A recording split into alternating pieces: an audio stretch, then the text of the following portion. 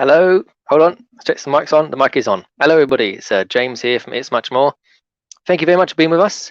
So we're back for another Evercade live stream, and I've got a whole host of guests lined up tonight. So lots of familiar faces and names. So yeah, this is going to be fun. I'm streaming this via my phone. There's a laptop here and another screen here. So if it lags or whatever, is what it is. But yeah, so I'm going to introduce myself, then I'm going to introduce all the panel, and then we'll just see how it goes from there. But the purposes of this video is purely because most of the people that are going to be guests tonight have recently purchased the Evercade, so it'd be good to get their first impressions of it, and also prior to when they purchased it, what they thought of the Evercade and why it took them so long to pick it up. So I'm going to introduce them one by one, and then I'll also get to all the comments in the chat as well. So here we go. I'm going to invite first up, the first guest is Lee, the retro chef. So there he is. Good evening, sir. A pleasure to have him here, and yeah, it'd be great to hear your Evercade experiences, and also get to hear what everyone in the comments thinks as well of the Evercade, which is always a funny subject. People love it, people hate it, but we all chat about it in just a moment. So that is Lee, the retro chef, a very nice guy. Great to have him on board. Thank you. So next up we have Al from Gamesreup. All right. That's it. Yes, hello, and thank you for being with us. A very good friend of mine on YouTube, does amazing Dreamcast contents, and recently purchased an Evercade for himself. So it'd be great to hear his first impressions of it as well. So we look forward to talking to you later on. Yep.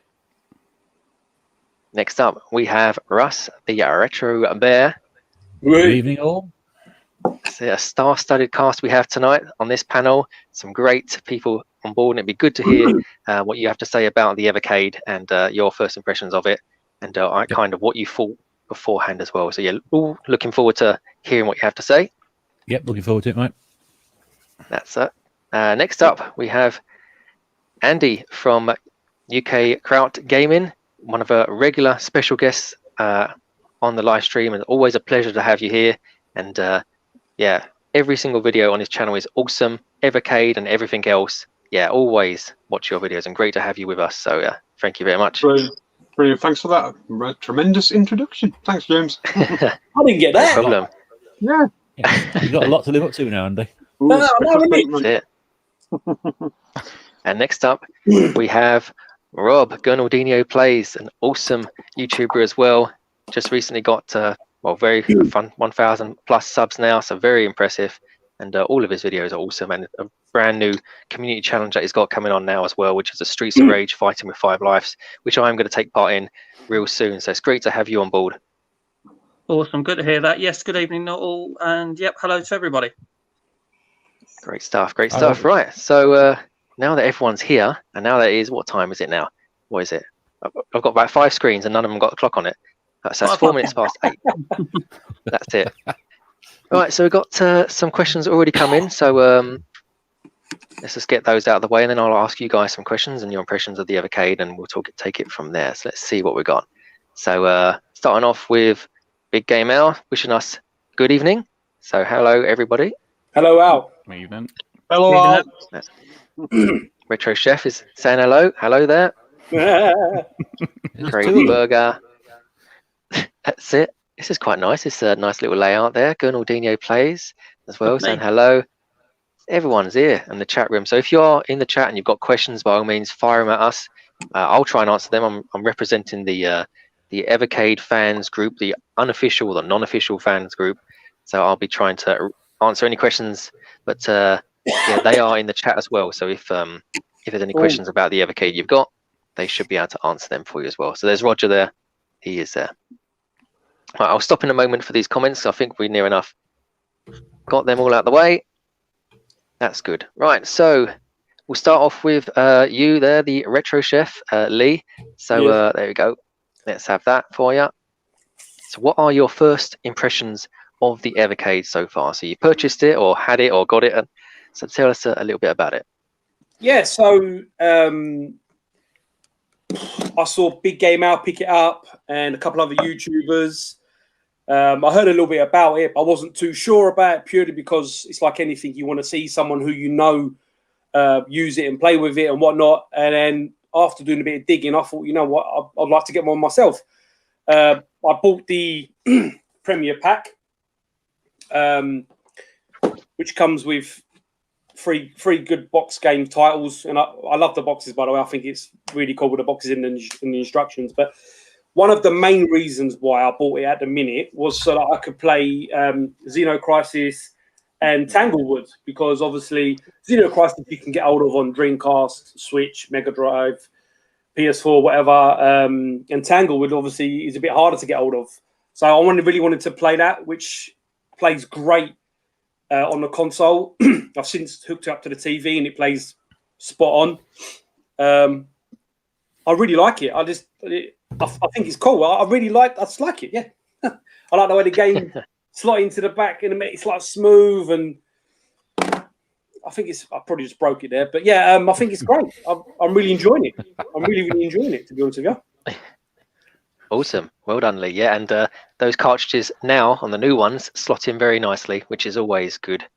Because some of the earlier ones, it was a little bit of a struggle, but it's fine now for some of the new carts, which, Evercade did a nice little video showing you that you've got to push it in. But when I first got it, I was worried that I was going to break the glass with my thumb at the front when I was pushing the carts in and out. But that's thankfully, the new carts. Yeah, I sort of sat there with every cartridge that I got first and just shoved it in and out until it's finally got a bit looser. It was a very tight fit, wasn't it? It was. Yes, what she said. Yeah, you read my mind. But yeah, it was a difficult. It was a tight fit, so to speak, at first. But after many inserts and outserts, it's now well and truly knackered. Yeah. Right. Okay. So we're going to move on to. Let's go to Andy, because you've had a little chat there. So Andy, so with regards to the Evercade, I mean, you've had it from pretty much the start, and all of your videos are on the channel showing through some games that you're likely to see. So a big game collection that's coming out is going to be the Codemasters 1, and you featured pretty much all the games on there. What are you thinking this is going to be like, the Codemasters 1 set? Well, up till now, it's been for me the most anticipated one yet, because I love Codemasters. It brings back such nostalgic memories, and I think if you live particularly in England, in Britain, I should say, you're going to really, really remember Codemasters if you're of a certain age, shall we say. So yeah, to me, it's the big one. I'm so looking forward to it. It's unbelievable. And I've got all the games already, but to have them all on one cartridge shoved into one little handheld is fantastic. Instead of having to wait for the bloody loading screens on a lot of them, I'm absolutely stoked for that one. Great stuff. Yeah, so that is going to be awesome. So many great carts coming out this year as well. The likes of Jalico, Worms from Team 17. So many good carts coming out. So so I'm going to move on to Al from Gamesreup. Just give me a moment while you put you on the full screen. So yes, so welcome. It's the first time you being here. Thank you. That's it. And what are your first impressions of the Evercade? So when you've got it, had a look at some of the games. Tell us what you think of it. Yeah, I mean, to be fair, I think the main point for me was the pricing.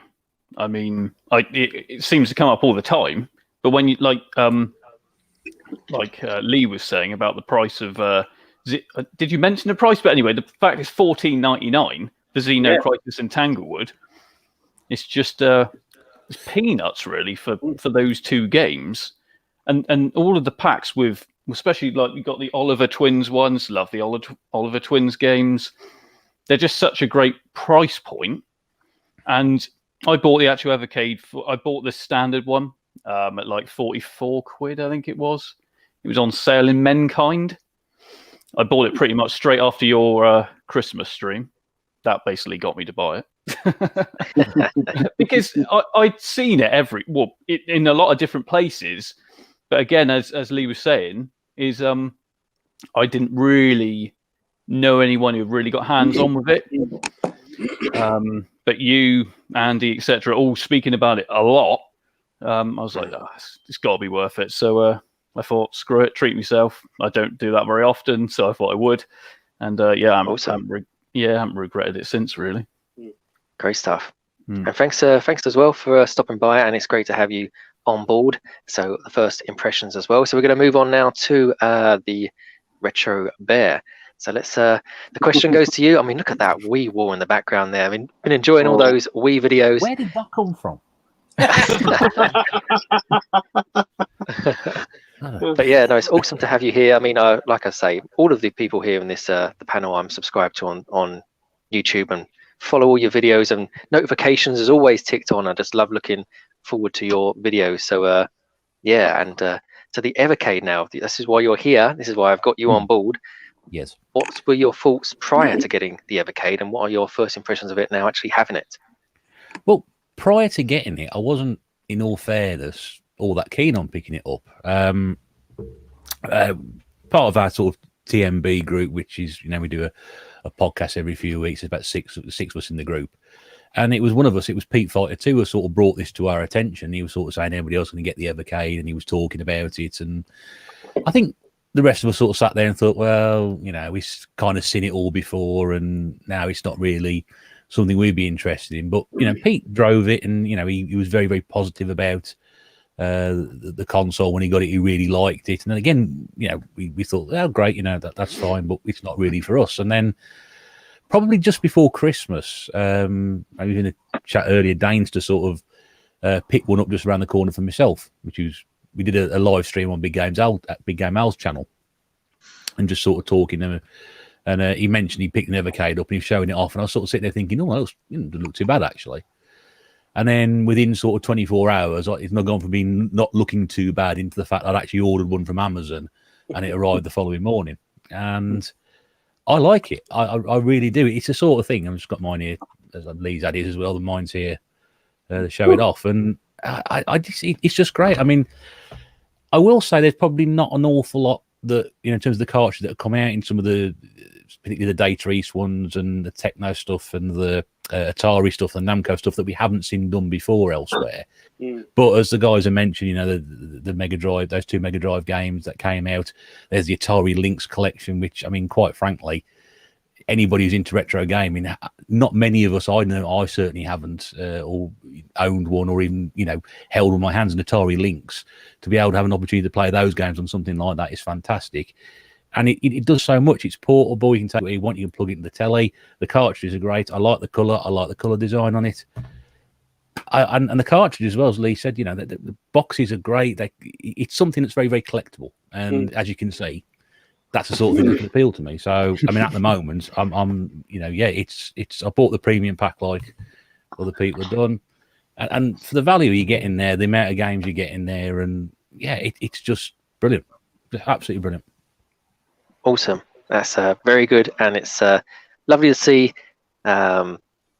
Your first impressions, and lovely to see how much you like the Evercade thus far. And I mean, a turning point for somebody as well to say that you weren't that interested with seeing all the games before.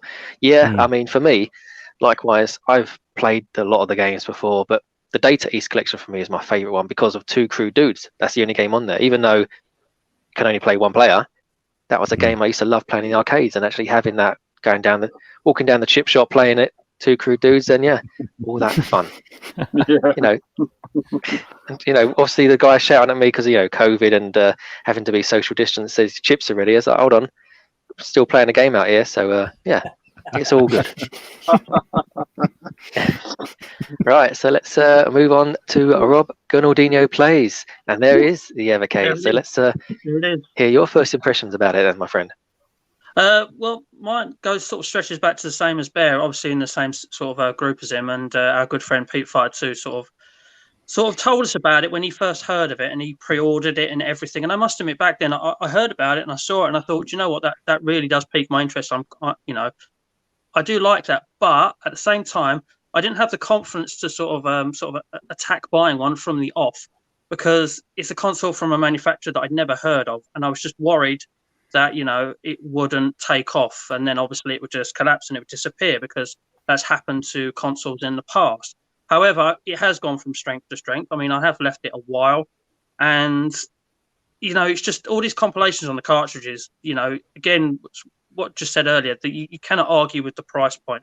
The premium pack for me is a no-brainer over the regular one to get, you know, the 3 games rather than the one. But the main appeal for me was obviously that it is handheld, because I work at an airport and we have a lot of what is called downtime, which is basically where you've got nothing to do and you're not on official break. So for me, it was a great way of taking gaming to work as well, a gaming that I love in the fact that it's retro as well. And yeah, I must admit, since I finally got my hands on one, because, you know, I used Christmas money to get it, I have been very, very pleasantly surprised just with everything, you know, sort of how it looks, how it handles, how it sounds. Today through the mail, I had the lead turned up to hook it to the TV, and that is something else, to be honest with you. That I'm really impressed with how that works out as well. So, yeah, I knew about it from day one. I didn't have the sort of, you know, the oomph to go and commit to it, but you know, I've waited, and I'm very happy with what I've got my hands on now. Perfect, lovely, and it's great to hear that you got the lead arrived, and it's awesome because that is the only way how I played the Evercade, apart from going down the chip shop. I actually only play it as a kind of Nintendo Switch / Wii U.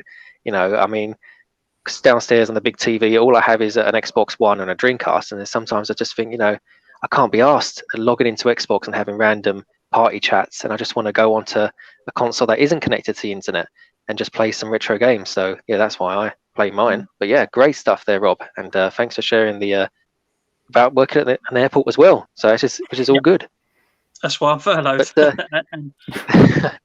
well, I mean, going on at the moment. No, but it's all good. I mean, I'm glad that everyone is here and well, and we're all talking about one thing that we all like, which is the Evercade. So I can see that there is quite a fair few comments from people, a lot of which are saying just hello. So I'm going to go to some of those. So let's get some of these out of the way. So if there is any actual questions, I'll get those asked as well. So give me one moment whilst I just get all these loaded. How is everyone? Blah, blah, blah. Yeah. Evening. We've got Dainster here saying good evening to us, unless I've already put that up there. There he is. And he will be appearing on a next Evercade live session as well, the likes of Big Game Out as well. But we're not going to talk about that just yet. We're talking about the guys that are here at the moment. So here's our first question that's come through. It is from Crazy Burger. Last Evercade game completed. So have you guys, I know you've only just recently purchased your Evercade or got your Evercade. Have you completed any games on there just yet? No, not completed any games yet. I mean, Andy's good at playing through games. Really complete. Oh, very good. No. Yeah, I always like watching Andy's playthrough on his games on his channel. I mean, if infamously any of those save states loaded for any games? No, I haven't completed any of them. None of them. No, I mean, I've only completed Splatterhouse 2, and I did that on Halloween night as a live stream, and I had to keep saving and loading. I mean, I know it's cheating, but I just had to save and load all the time. But it was good just to see the ending, and to finish it on Halloween night, moving into the following night was awesome to do that. I will probably say I probably play this a bit more than the other stuff, and although I don't actually get around to completing the games, I probably played more games on this system than I have from anything else since I picked this up. Wow. I haven't played a huge amount of games since Christmas, but not played any of those horse racing games on the Wii then. Yes, well, there's a horse racing game on this one on the Atari cartridge. Yeah, there is a Stampede. I think that's the trouble, isn't it, Russ? Is that there's too many games that you're going to complete one because you keep swapping to another one. That's right. Yeah. You play one for a bit, then you move on to another one, and you go back to that one, or you find something you stick with. I know Lee mentioned Pac-Man earlier. We started playing that, and all of a sudden, that's all I'm playing now. Yeah. The trouble is, do you complete Pac-Man? Do you complete Gallagher? And the other one I've personally been playing is a lot of Galaxian as well. I do like that one. But there's sort of games you don't really complete. You know, you just go for a high score and you keep going. Yeah, I mean, that's it. Yeah, I mean, the Evercade guys on their Discord and their Instagram and their other channels, they do high score challenges, and I think the guys from the Evercade Fans Group, non-official, they do the high score challenges as well. I think I'm currently leading on 2 Crude Dudes, so if anybody's in the chat or watching live, if wants to challenge me to 2 Crude Dudes high score challenge, if you got until the end of this month, so I don't think it'll be beaten because I did quite well. So if you say so yourself. Yeah. So we got another question. What do I think of the D-pad? No comment from my point of view, but purely because I had a bit of trouble. Yeah, I had a bit of trouble at the start with my D-pad, but since then it's been fine. You know, I've recently played on an Xbox Series X or something or whatever, the new Xbox, and the D-pad on that is awesome. But then coming back to this, it's like the D-pad is still great on this, and it's like, you know, a D-pad's a D-pad. It's not going to be a Sega Saturn controller. It's not going to be that great, but it's still good what it is. So it's not bad. The things with Series X one is they've made it really clicky. That's why it's so good and so accurate. The best thing they've ever done. I mean, obviously, due to social distances, I can't go and see my brother, and it was a case of just hearing the clicking. I said, "Are you playing on a D-pad or something?" It's like, "Yeah, you know, I'm playing on a D-pad." So, but yeah, really, that's the D-pad is fine for me, in my opinion. I think the reason why I was getting on about that is because we're all playing Pac-Man at the moment, and we all sort of thought, hang on a minute, we're having a bit of trouble here, sort of negotiating between turns and that. But I mean, I've learned what the key to playing Pac-Man with the D-pad is you need to hold it down sort of a second before you need to turn, so you don't go too early, but you do go up where you want to go. You have to, you literally, you rock your thumb around the D-pad and sort of and turn that way. So yeah, if you're trying to press up, literally just at the right time, you ain't going to do it every time. You need to hold it before you get there. Once you sort of learn that, no input lag. I don't know. I was going to say, I just thought that was how you needed to play that game. Well, that's fine, because I mean, go on, sorry, James. Sorry.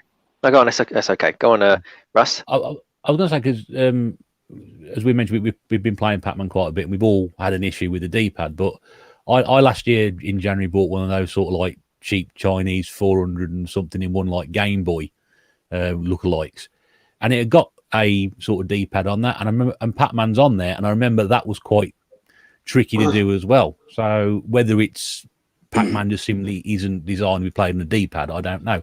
When I grew up playing it on the 2600 on the joystick, I played Pac-Man Championship Edition using the analog controllers on PlayStation 3 and got on much better with it. So maybe it's not the sort of game that it works so well on the D-pad.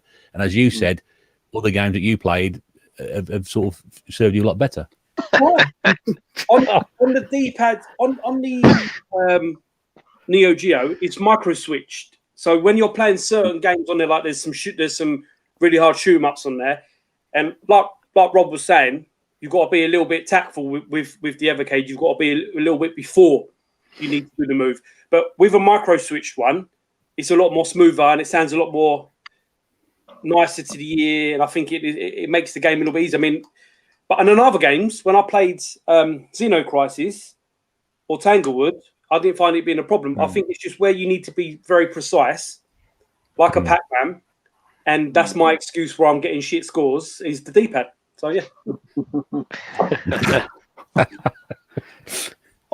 be fair, though, the micro switch pads, I mean, Neo Geo Pocket Color, the pad, it's just the most awesome thing to have a micro switch. It's a real shame that they didn't put a micro switched one on it, but yeah, they would have put the price up, wouldn't it, for a start? So, but yeah, I totally agree with that. Absolutely, that I think you do have to on Pac-Man just go that little bit early. Because I've been playing it a lot, Pac-Man on there, and yeah, if you just think ahead a little bit, I know it shouldn't be that way, but it does get you by. But yeah, micro switches. Ooh. Yeah. Al, you was going to say something. I think the worst game for the D-pad is, some of you might agree, is Burger Time. I don't know if you've played that on there. Yeah, pretty much, yeah. Jesus, you have to be pixel perfect. Otherwise, that's it. You missed the ladder, or you missed the bit where you're meant to, that is. I just thought I was rubbish at that game. Yeah, it could be that too. I didn't realise there was any. I didn't realise there was pepper, salt and pepper, whatever it is. I was just walking around, dodging out of the way of those sausages. Yeah, so to be fair, I didn't realise that at first, and when I was like, oh yeah, there's another button I can press. Yeah, didn't realise I had pepper or salt, whatever it was. Yeah, exactly. Right, so we got some more comments. So what we got here then? someone asking us, how's lockdown going for you all? So Real News is asking us a real news question. So lockdown is going as it is. It's I don't get no time to play any games or do any videos, but I'm at home all the time. So that's, you know, I'm working here in this little box room, and yeah, I can't go out anywhere. So it's it is what it is. We just have to do it, I guess, and then hopefully we'll be able to go out and then queue up outside CX and not Game Station. Yeah, just queue up outside CX to get someone else's secondhand games and get them home and give a face wipe on them, then sell them on. So yeah, I can't wait to get to do that again. Or swap shop. But that's you want. Old swap shop. Oh yeah.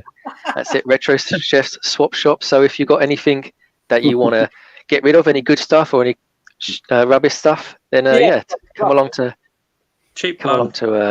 that's it. Retro Chef's swap shop. So yeah, go and subscribe to his channel, and everybody else that is on this panel, all of their channels will be in the description below, so you can subscribe, click on that notification bell for all of them, so whenever they upload a video you will get notified about it. So go and do that if you haven't done so already, because everyone on this panel is awesome. So and they all share the same love for retro gaming like I do, and you know, you'll get used to seeing the people in the comments and turning up for the live chats, because we're all kind of like a family here. I mean, I didn't know any of you before lockdown, and now that lockdown's here, I'm just subscribed to all you guys and everything, so it's all good. Yeah, it's amazing, really. It's weird how people have been locked away and now we all kind of know each other, even though we've not even left our houses. Exactly. It's amazing. Absolutely. Yeah. And the thing is, we're all going to look different. There's silver lining on lockdown, doesn't there? Yeah. We're all sort of flat at the moment, so when we sort of see each other in sort of 3 dimensions, we're going to struggle. Yeah. Like, what the fuck is that?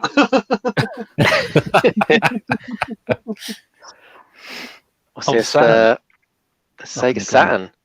It's up on the Nice shelf. one.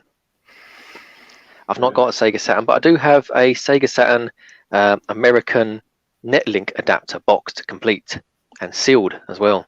So that'll be on the swap shop at one stage. Cool. But what we got? If there is any Saturn collectors that want to get their Sega Saturn back online to play Duke Nukem 3D, Sega Rally 1, you know, if you want to play that, that's all good. What's this? Big Hour, we can get to that. Nice one, whatever that was. The D-pad. Oh, the D-pad. We got to it. We got to it. We spoke about it. We laughed about it. And then we moved on. See, what's all these comments about here? What have we got here? I do apologise. I mean, if you do want to just have a look through these comments yourself, by all means do so. What's this? Hello, Liam. Just going to ask. Invisible again. Don't know what that means. There's Ryan from Blaze from the Evercade team. He's actually here live as well. Not live. I mean, we're live. He's there in the chat. So hello to you. Hello, Ryan. With these Sonic. Hello, with the Sonic movie prior to. Is that the before the CG was sorted out or after? That's before. Is it? That's before, isn't it? Is it? Yeah, that's I think that's before. Yeah. That's before. It's a shame all the merchandise for that Sonic the movie just got thrown away because they did it all before. So every cinema on the top of the drinks, there was all the merchandise just got dashed away because they changed to Sonic. So give it a couple of years, it'll all be on eBay. I was going to say, someone just like those boxes of just like those boxes of boxes of Engage games that just always end up on eBay, sealed Engage QD games. What, you mean the ones I bought? Yeah. I've never played the Engage, to be fair. You've never played it? Oh no. My gosh! Right. One of my weird obsessions. Come on, Andy. Yep. Have a chat about the Engage.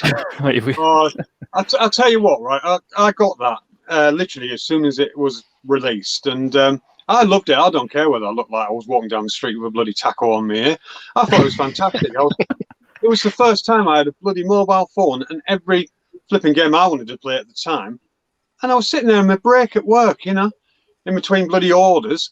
And I was playing flipping Sonic on it. You know, it was absolutely awesome at the time. I mean, when you look back now, obviously, I mean, funny enough, I collect old mobile phones as well. And obviously they used the screens out of the other Nokias that were around at the time, and instead of being landscape, it was portrait, which now, when you look back, was what the bloody hell were they thinking? You know, it's a small enough screen as it is, but it had some fantastic games on it. It really did.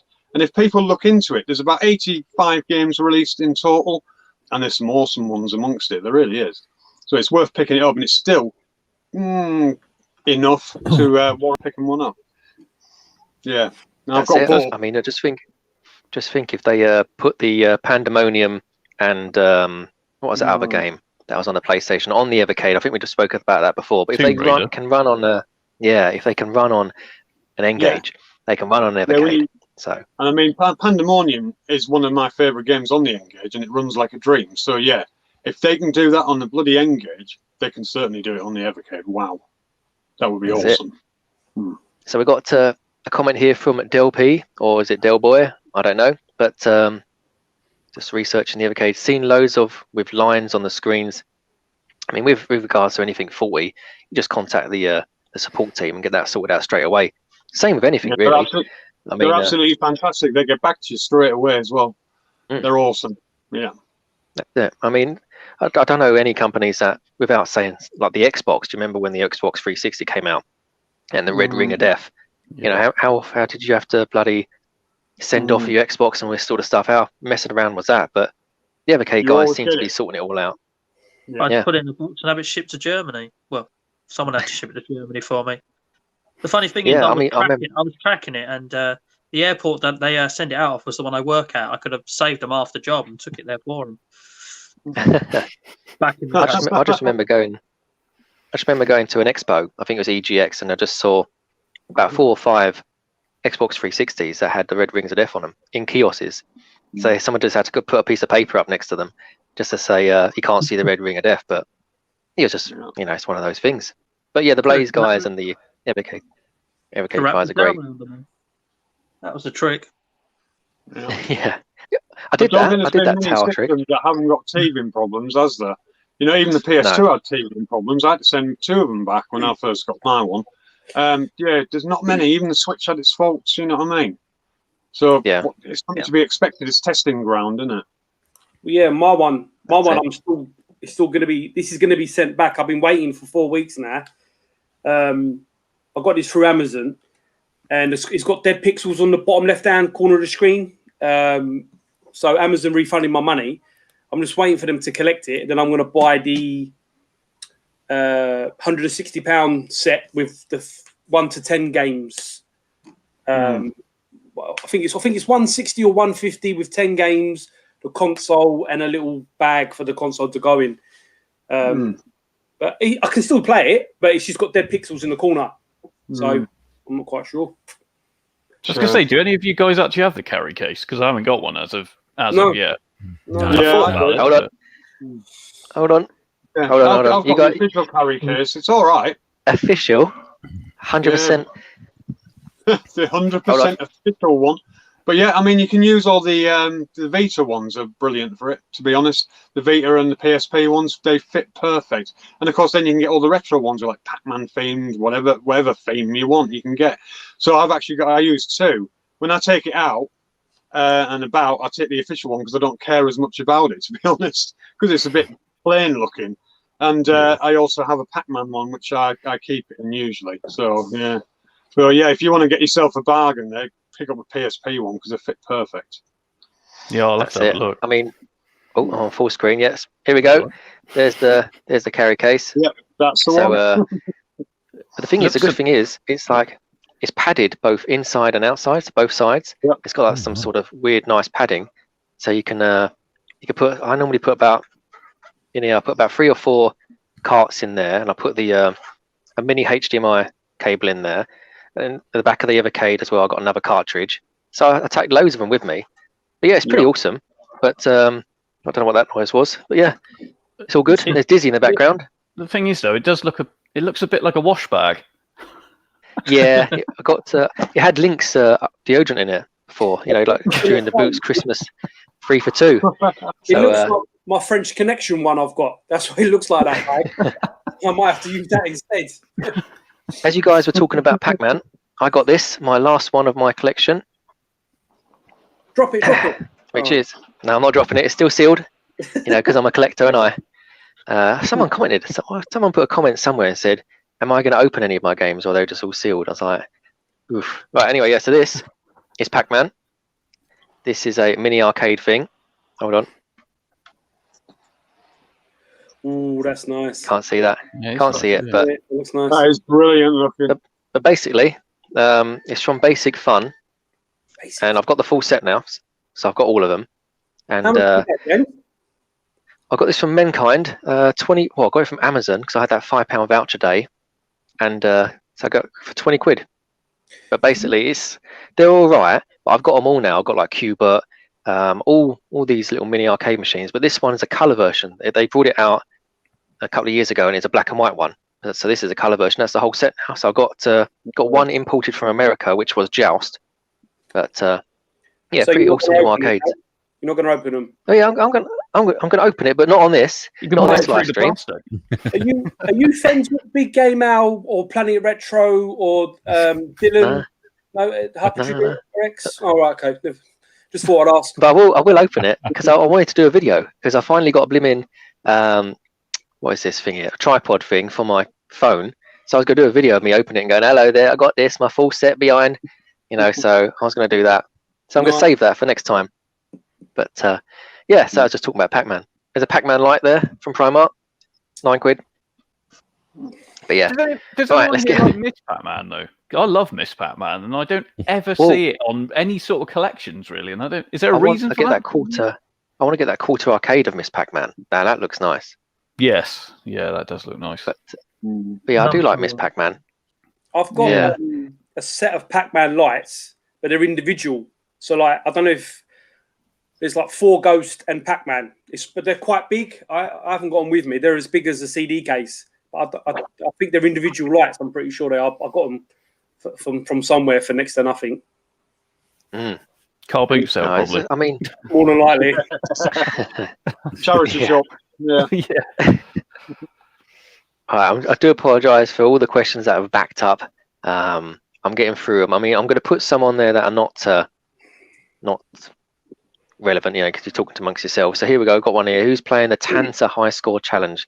So Tanza appears on one of the collections. Where is it? Is it One of the Pico? best games Or is ever. it Pico Collection? I don't know. It appears on one of them, and on Mega Cats.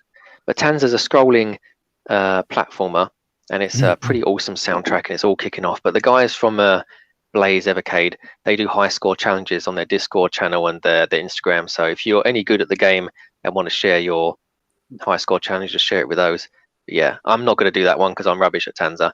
So I love it, yeah. but I'm rubbish. I mean, the music's good when it works, Oh. but yeah. So Sounded like Right, a little okay. gig there, didn't it? well, I recorded a video 5 times with this HDMI mini cable, and I was just going to remove it from my top 5 list purely because I couldn't get the blooming thing to work. So and everyone was going, how amazing the game was.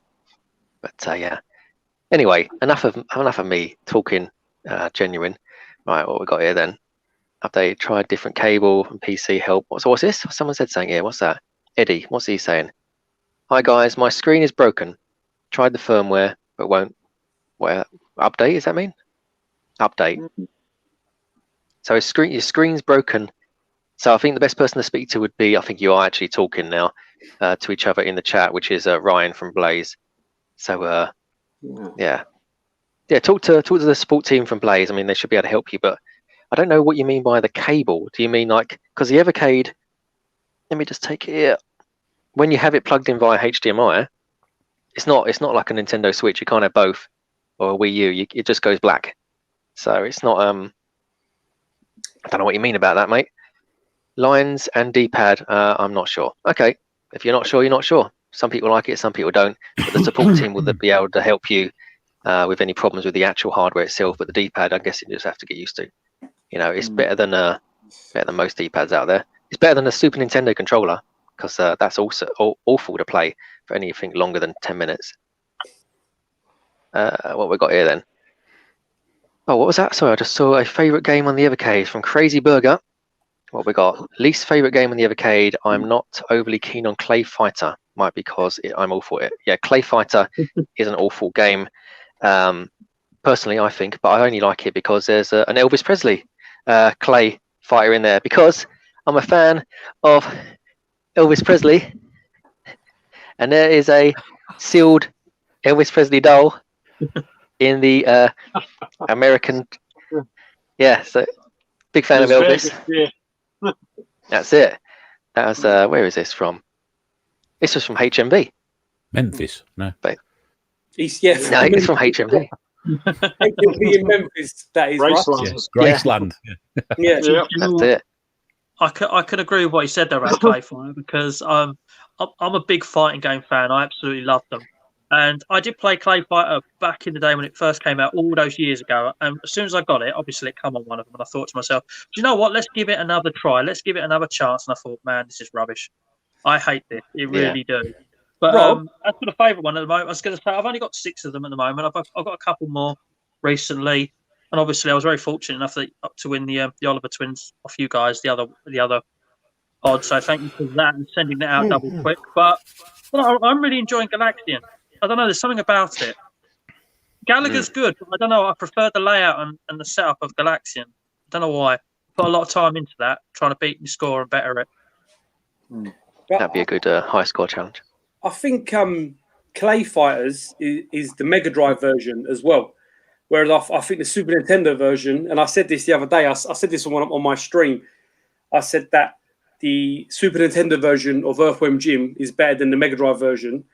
And the same for Clay Fighters. I've got this in my head that the Mega Drive version has been used on Earthworm Jim and Clay Fighters because they don't run as smooth as the Super Nintendo one. But maybe personal opinion, there is no good version of Clay Fighter. Yeah, I agree. I actually quite like Clay Fighters. I like the N64. I like the premise and the characters are quite humorous to look at and all that, but it plays rubbish. It's clunky. Wasn't there a sequel to Clay Fighter? Yeah, Clay Fighters. That's on there as well. There's Clay Fighters 2, Judgment Day, or whatever it's called, and then there's 60. Is it Clay Fighters something on the N64? That's the one I can't think of what it's called. 33 and a third, or something like that. Something like that. Oh yeah. No, there's a 63 and a third Sculptor's edition, isn't there?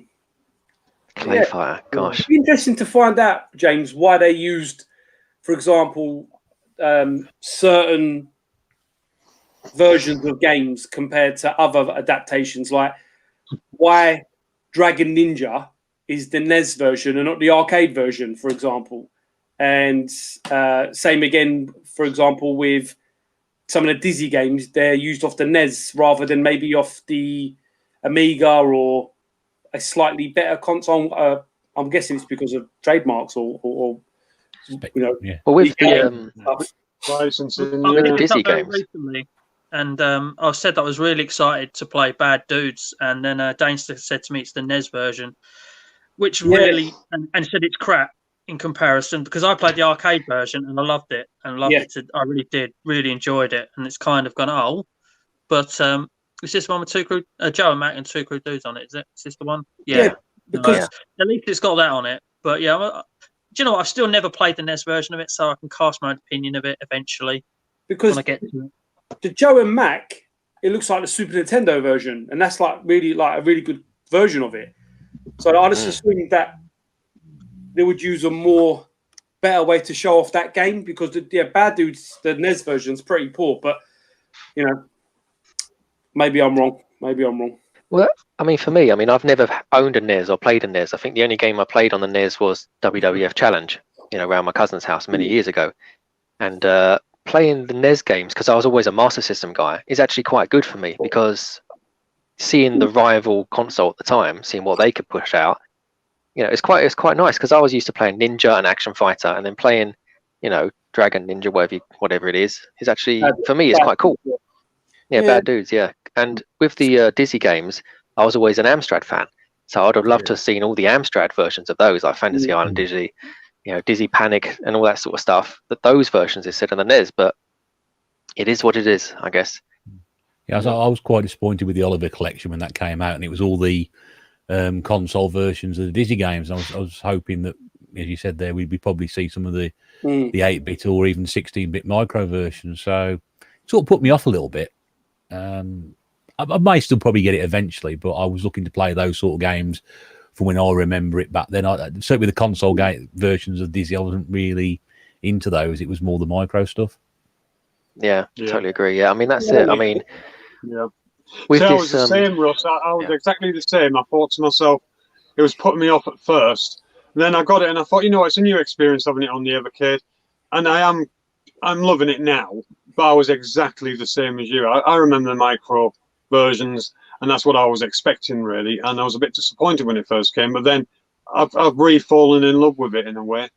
So it's just nice to be able to play on a handheld. That's it. I mean, everyone's saying good evening and hello in the chats as well. I do apologise if we're not all waving. I'm just trying to get through these chats for you. But yeah, everybody that said hello and good evening and thank you all for being here. We do appreciate it. You can talk amongst yourselves. I'm just trying to get through these questions as quick as we can. Just having these great people on board just to share their thoughts on the Evercade. And here is a good question that's come through from Al. When are we going to get micro machines on Evercade? I mean, there's a Codemasters 1 collection coming out next year or this year. Oh, we're in next year now. Yeah. But so there's some great micro machine games. I mean, playing Cannon Fodder and Sensible Soccer just out and about is going to be awesome. I mean, that game not going to be awesome. No, you don't think that's going to be awesome, Retro Bear? I was never a fan of Sensible Soccer anyway. No, you're just more of a kickoff fan. The big issue I have with that cartridge that's coming out is those. I know they own the rights to them now, but they aren't Codemasters games. If I'm gonna, I want to see a Codemasters cartridge come out, I want to see Codemasters games on it. So it's going to sell a lot because people want to play those games. As Andy said earlier, because of the Codemasters name, a lot of people remember it. But for me, it's not really a true Codemasters cartridge. And I'm probably just being a bit of a tit about it, but no. That's quite important to me. Cause I remember Codemasters like Andy does from the micros. And it was always, I would say, a quality name, but it's a name you always recognised. And a lot of the games were really, really, very, very good. A lot of them were terrible, but there were so many of them, and I just wanted to see a true Codemasters cartridge. Yeah, I mean, Codemasters are absolutely brilliant, I think. What worries me is all this. I mean, I don't know. I haven't been keeping up with it. Have EA bought them, or is it still up in the air? Because you'll have no flipping chance of a collection too if they do. I if thought they end up owning ProMasters, the licensing is going to go out the window. There'll be no chance. Obviously, they're tied to this one now, aren't they? But if they get their hands on it, you might as well kiss goodbye to a collection too. And I would love to have seen Micro Machines taking the collection too. That's their biggest franchise. I think that's really what stopped it being on the collection one is relicensing. I don't know. Well, I mean, I thought.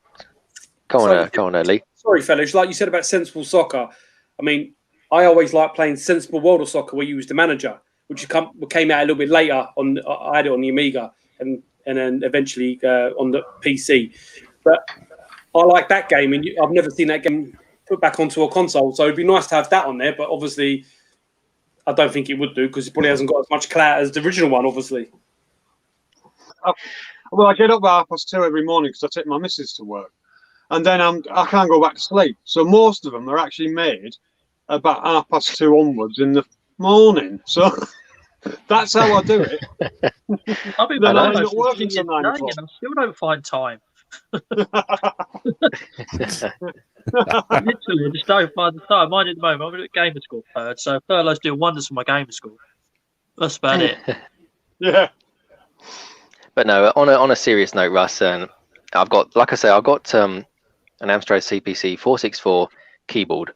I bought one relatively cheap, and I've got one that I had as a kid. The one I had as a kid, by the power slot is kind of loose connectors. So ideally, I want to send you both, and if Mrs. Bear could fix my original one as a childhood, then you can have the other one completely free of charge.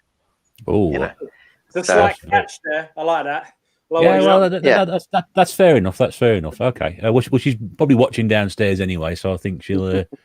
We'll see. Well, if she can't, or we just sort something out. I've got loads of duplicates of games as well. For some bizarre reason, I just collected them. So, I know we're talking about Evercade, but that's how. I came across it quite cheap, and yeah, it's yours if you want it. Well, we'll work something out, James. Don't worry. Lovely. I mean, I'm not doing any swapping like Lee does there. Not doing no swapping or promoting the swapping just yet. So let's get back to these comments, shall we? What's this? All about the N-Gage now we're talking about. Where's that? Why has that come on there? Who's that? N-Gage would be awesome on the Evercade as it's never been emulated. Has it not? I'm sure you can emulate that. No. It's very, very difficult. It can be done, but it's such a bloody workaround that nobody bothers with it, to be honest. I would love to see a really competent one. And I think my Josh is looking into actually making his own one of it because he's getting really sick of not being able to get one. So, I mean, he's made emulators in the past, so I think he's going to jump on that one. I mean, it's literally Symbian, isn't it? And there's plenty of Symbian emulators out there, so why it's been such a difficult thing, I don't know. Yeah, I mean, the Tiger Gamecom works better as an emulator than the actual did on as an handheld. So yeah, I can totally agree with that one. Yeah, one of the nappest screens ever made. I mean, I love my collection of Game.com, but I don't play them unless it's on an emulator because they're naff. Cool. So let's get through some of these comments. I mean, people are talking amongst themselves. PSP cases make great carry cases too. Yes, they do. And also, if you've got an Evercade, if you search for a PSP screen protector as well, that is the one, and that is the size that you need to protect your Evercade screen. Don't do what I did. Yeah, don't do what I did and buy a PS Vita screen protector, and yeah, try to cut it down, and it was the wrong size. So yeah, PSP screen protectors for the Evercade is the exact same fit. So if you're looking just to protect that screen, get yourself one of them. Very shrewd business Evercade have done there. Very shrewd. I'll put some affiliate links in the description as well if you do want to get yourself one of those screen protectors. What we've got here, Del Boy's having a chat down here as well. What's that? Everyone will buy it nowadays. So yeah, so I'm guessing they're all talking about the Evercade. What's this Del Boy saying? Thanks for replying, guys. There seems to be far too many issues, of course, far too many issues, but like everything, there's going to be issues, and there's people on board to help you with those issues because they've got an actual support team that respond instead of what the trouble I had today from Google trying to speak to somebody regarding an issue, and I had to go through 1,000 FAQ pages to speak to somebody. But yeah, all these comments coming in. Hard cases would be good. Yes, they would be good. Those PSP hard cases were quite good as well back in the day. What's this? Not too many lines. Oh, I see, you're just talking amongst yourselves. Yeah, get any problems sorted out with a support team. What we've got here from Amazon. Yep, get them from Amazon. Talking about games for the Evercade, you can get them from Argos. A lot of them are down to $11.99 now. You can get them from Mankind, Amazon, Funstock. Yeah, loads of places you can get the carts for. And some places are now doing bundles of different carts together. So some of the older ones you can bundle up with just the cartridges. So if you are looking to fill up, that noise is the chair, not me. All of the collection. Then by all means, do so. Them as well. Obviously, you can't get into a game at the moment, but I'm not sure if they're doing click and collect. I have to check with my mate. He works for Game. But yeah, they've practically got all of them in my local game. So that's another option. Yeah, that's what I'm looking forward to. I'm looking forward to actually, like you said, yeah, $14.99. That's it, Russ. Very nice. I mean, these ones, the older ones are starting to get sliced down to $11.99 now. But the older ones and the more newer ones at $14.99 is great, and that's a great price bracket, I think, like you mentioned. Well, it's the quality. Content, yeah. It's you know, like I said, where am I going to get Xenocrisis Entangled in the box?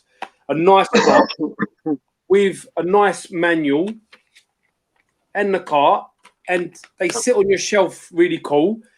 We all like collecting boxes of more shit. So and even it's smaller.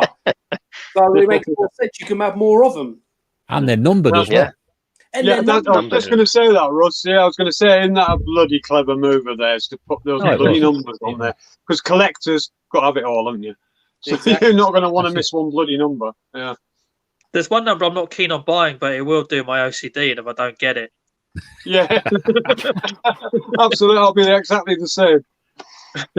Well, for me, I need to buy the starter pack because I want a separate box because the premium pack had a different cover art.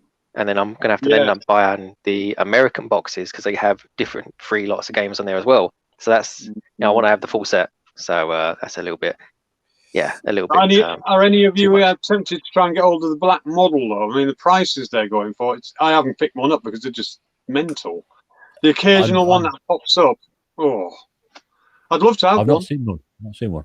I'm not really bothered. I'm not really bothered about how it looks color-wise. I mean, I'm quite happy like that. with it in white. I like how that nice. looks. That really looks good. It's good. Yeah, but you know me, Russ. I've got to have it all, and I'm desperate for a black one, but I can't. I'm not paying that price. Careful! Stop saying that, mate. I wouldn't say that. I've said this before. I paid 50 quid for the stupid coin because I didn't get my original one from Funstock. I didn't get the coin, so in the end, Muggins here goes on eBay and pays 50 quid for one. What's that all about? That's what Grab you do, yourself isn't moment. Yeah. Yeah. Buy 3 cards. I'm surprised you. Yeah, that's it.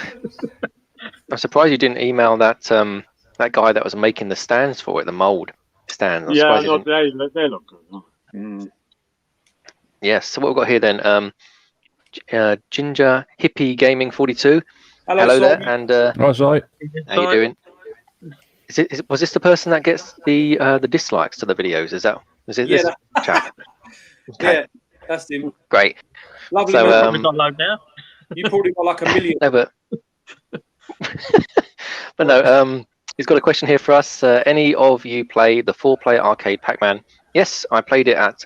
Where did I play it? I played it at Matlock Bath, and so that was awesome. It's a basic. Was that the one where it's a co-op 4-player Pac-Man? So you all going around, and it's a massive screen, and there's like a kind of like a Simpsons sort of 4-play controllers with the. I think that's the one you mean. If it is, never played it. It's pretty cool. It's pretty awesome. Never played it. Mm. No. Wow. Well, it's good. I mean, if that's the one you're talking about, it's pretty cool with the sound pumping out. I think it's got dual game on there as well. I think you can switch it to Galaga or Glaxian. You can just switch it, which is pretty cool. What have we got here? He's at the Versus one. Arcade Club was there in 2019. God, who remembers going out to arcades? Who remembers going out? I do. Going out. Go. Yeah. I was lucky because when I was still in Germany, my dad had a fast food restaurant, basically like a chicken joint, and in the back of it he built an arcade, and it was a massive bloody thing, and he made more money than the sodding takeaway did, you know. And I grew up living in it, so I was very, very lucky. I literally had one, and in Germany back then already, I think you had to be over 21 to go in one. But of course, when the place was shut, it was all mine. It was like a playground. It was absolutely awesome. It used to do it so you didn't have to put coins in, and I'd just spend hours in this flipping arcade. You know, it was brilliant. I was very lucky. Oh. Okay, so Eddie here is saying the USB cable. Tried a few, the firmware won't work. Oh well, I just connected my phone's USB cable into my laptop. Worked fine. So to be fair though, mine didn't work instantly. I had to try it a couple times before the actual the update program even recognized that the console was connected. So I don't know what was going on there, but I had to try it a couple times. And then eventually it just worked. So I don't. That's weird. No idea. No rhyme or reason to it. No. No, I've never had a problem. No. Because I think mine on the laptop, it tried to install a device and then didn't, then mucked up, but it allowed me to do the firmware update. So I'm just guessing. I think there is a video and a step-by-step guide or whatever. Just try, Eddie. I suggest maybe just try a USB one for your phone or something, or just chat to the Evercade support guys. I'm sure they'll be able to help you some other way. What we got here then? Pac-Man. We've got firmware. Yes, is it the latest firmware? Okay, so you guys are talking amongst yourself, which is cool. What's this? Original Pac-Man on the 2600 is so bad. Well. It looks horrible, doesn't it? It really does. Compared to others, it looks horrible. It does. You got to admit it.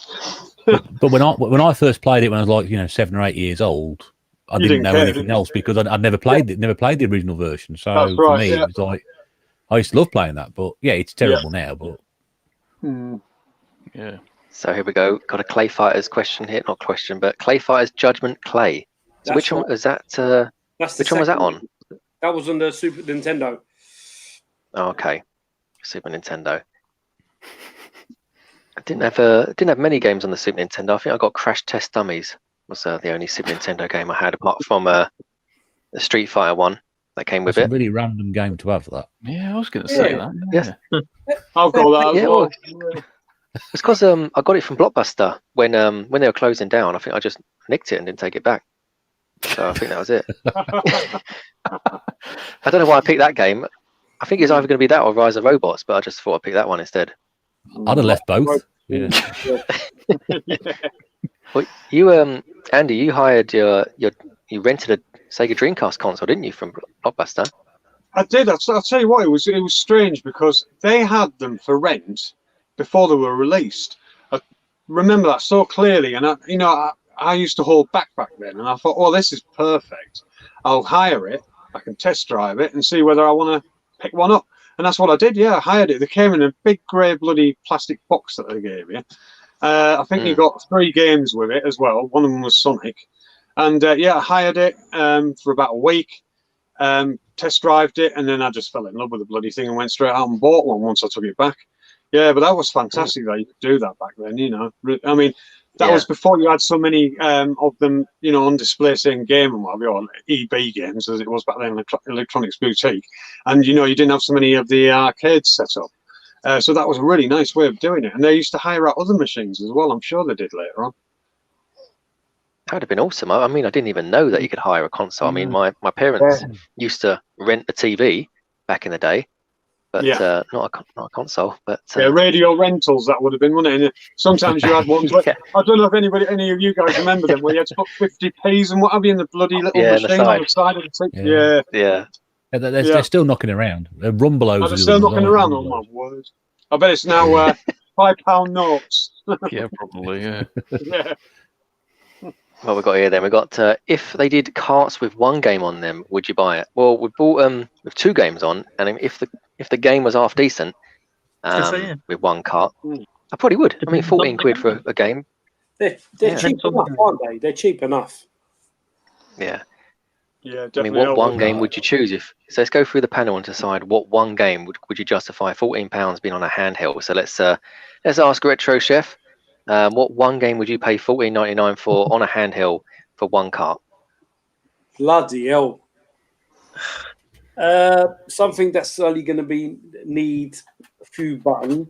I'll tell you what, I would love a really nice arcade conversion of Chase HQ. I used to love Chase HQ. Whoa. I would love to see that. I'd pay $14.99 for that all day long.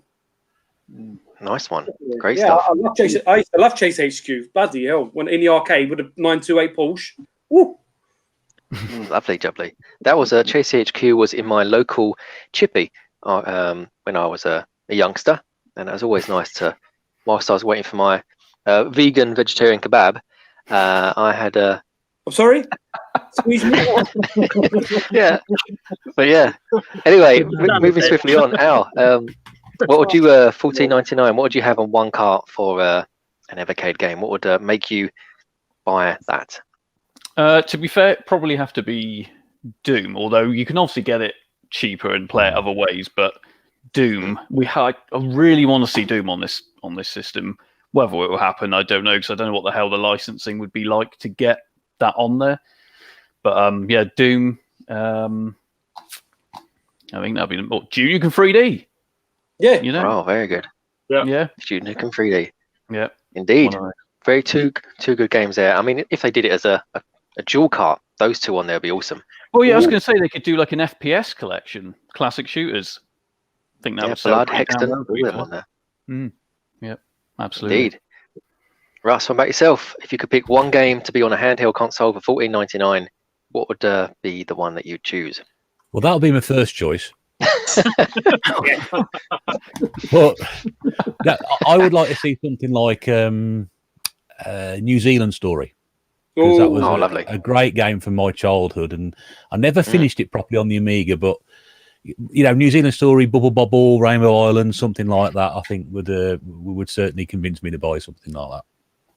Yeah, it would work, and it would work really well on that sort of screen as well. And if it came with that at the same time, brilliant. Yeah, that's it. Andy, how about yourself? What would you have as a single game on one cart? I'll tell you what, I know it's talked about already, but I would like to say Pandemonium. That would be fantastic. And I absolutely love this franchise, Mr. Driller. I would love to see that on there because it's a puzzle game that would suit the handheld so much. I mean, it works well on the Game Boy Advance, but I'd like to see. I know it's pushing it a bit, but I'd like to see the Dreamcast version on there. But not sure that's going to happen. I thought you was going to say either Border Down or R-Type on there. Yeah, I know. Oh, wouldn't that be awesome? But what are the chances of that with them graphics? Jeez, Louis. Yeah, that would be indeed. Absolutely. How about yourself, Rob? What game would you choose? I guess you have to work with the restrictions. I mean, I'd love to see Gears of War 3 on it, but I don't think that's going to happen. Achievement unlocked. Do you know what the first game that popped into my head, and it's ironically that I have been playing this week, but it's one of the greatest side-scrolling beat 'em ups of all time, and would Streets of Rage 2 be possible on it? I mean, I know some of you throwing out some PS1 games out there as well, and that got me thinking because although I think they would be beyond, I'm not sure they'd be out. Yeah, I mean, I'd love to see the original Ridge Racer. It's got one track, but I could play that all day, and Tekken 3 as well. But I think they're all a bit too much for it. But can I just throw a quick collection out there that I'd like to see?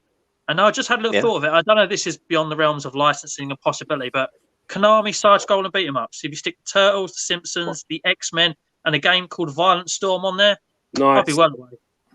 Yeah, and there's probably more that I haven't thought of. But yeah, all of those things I would love.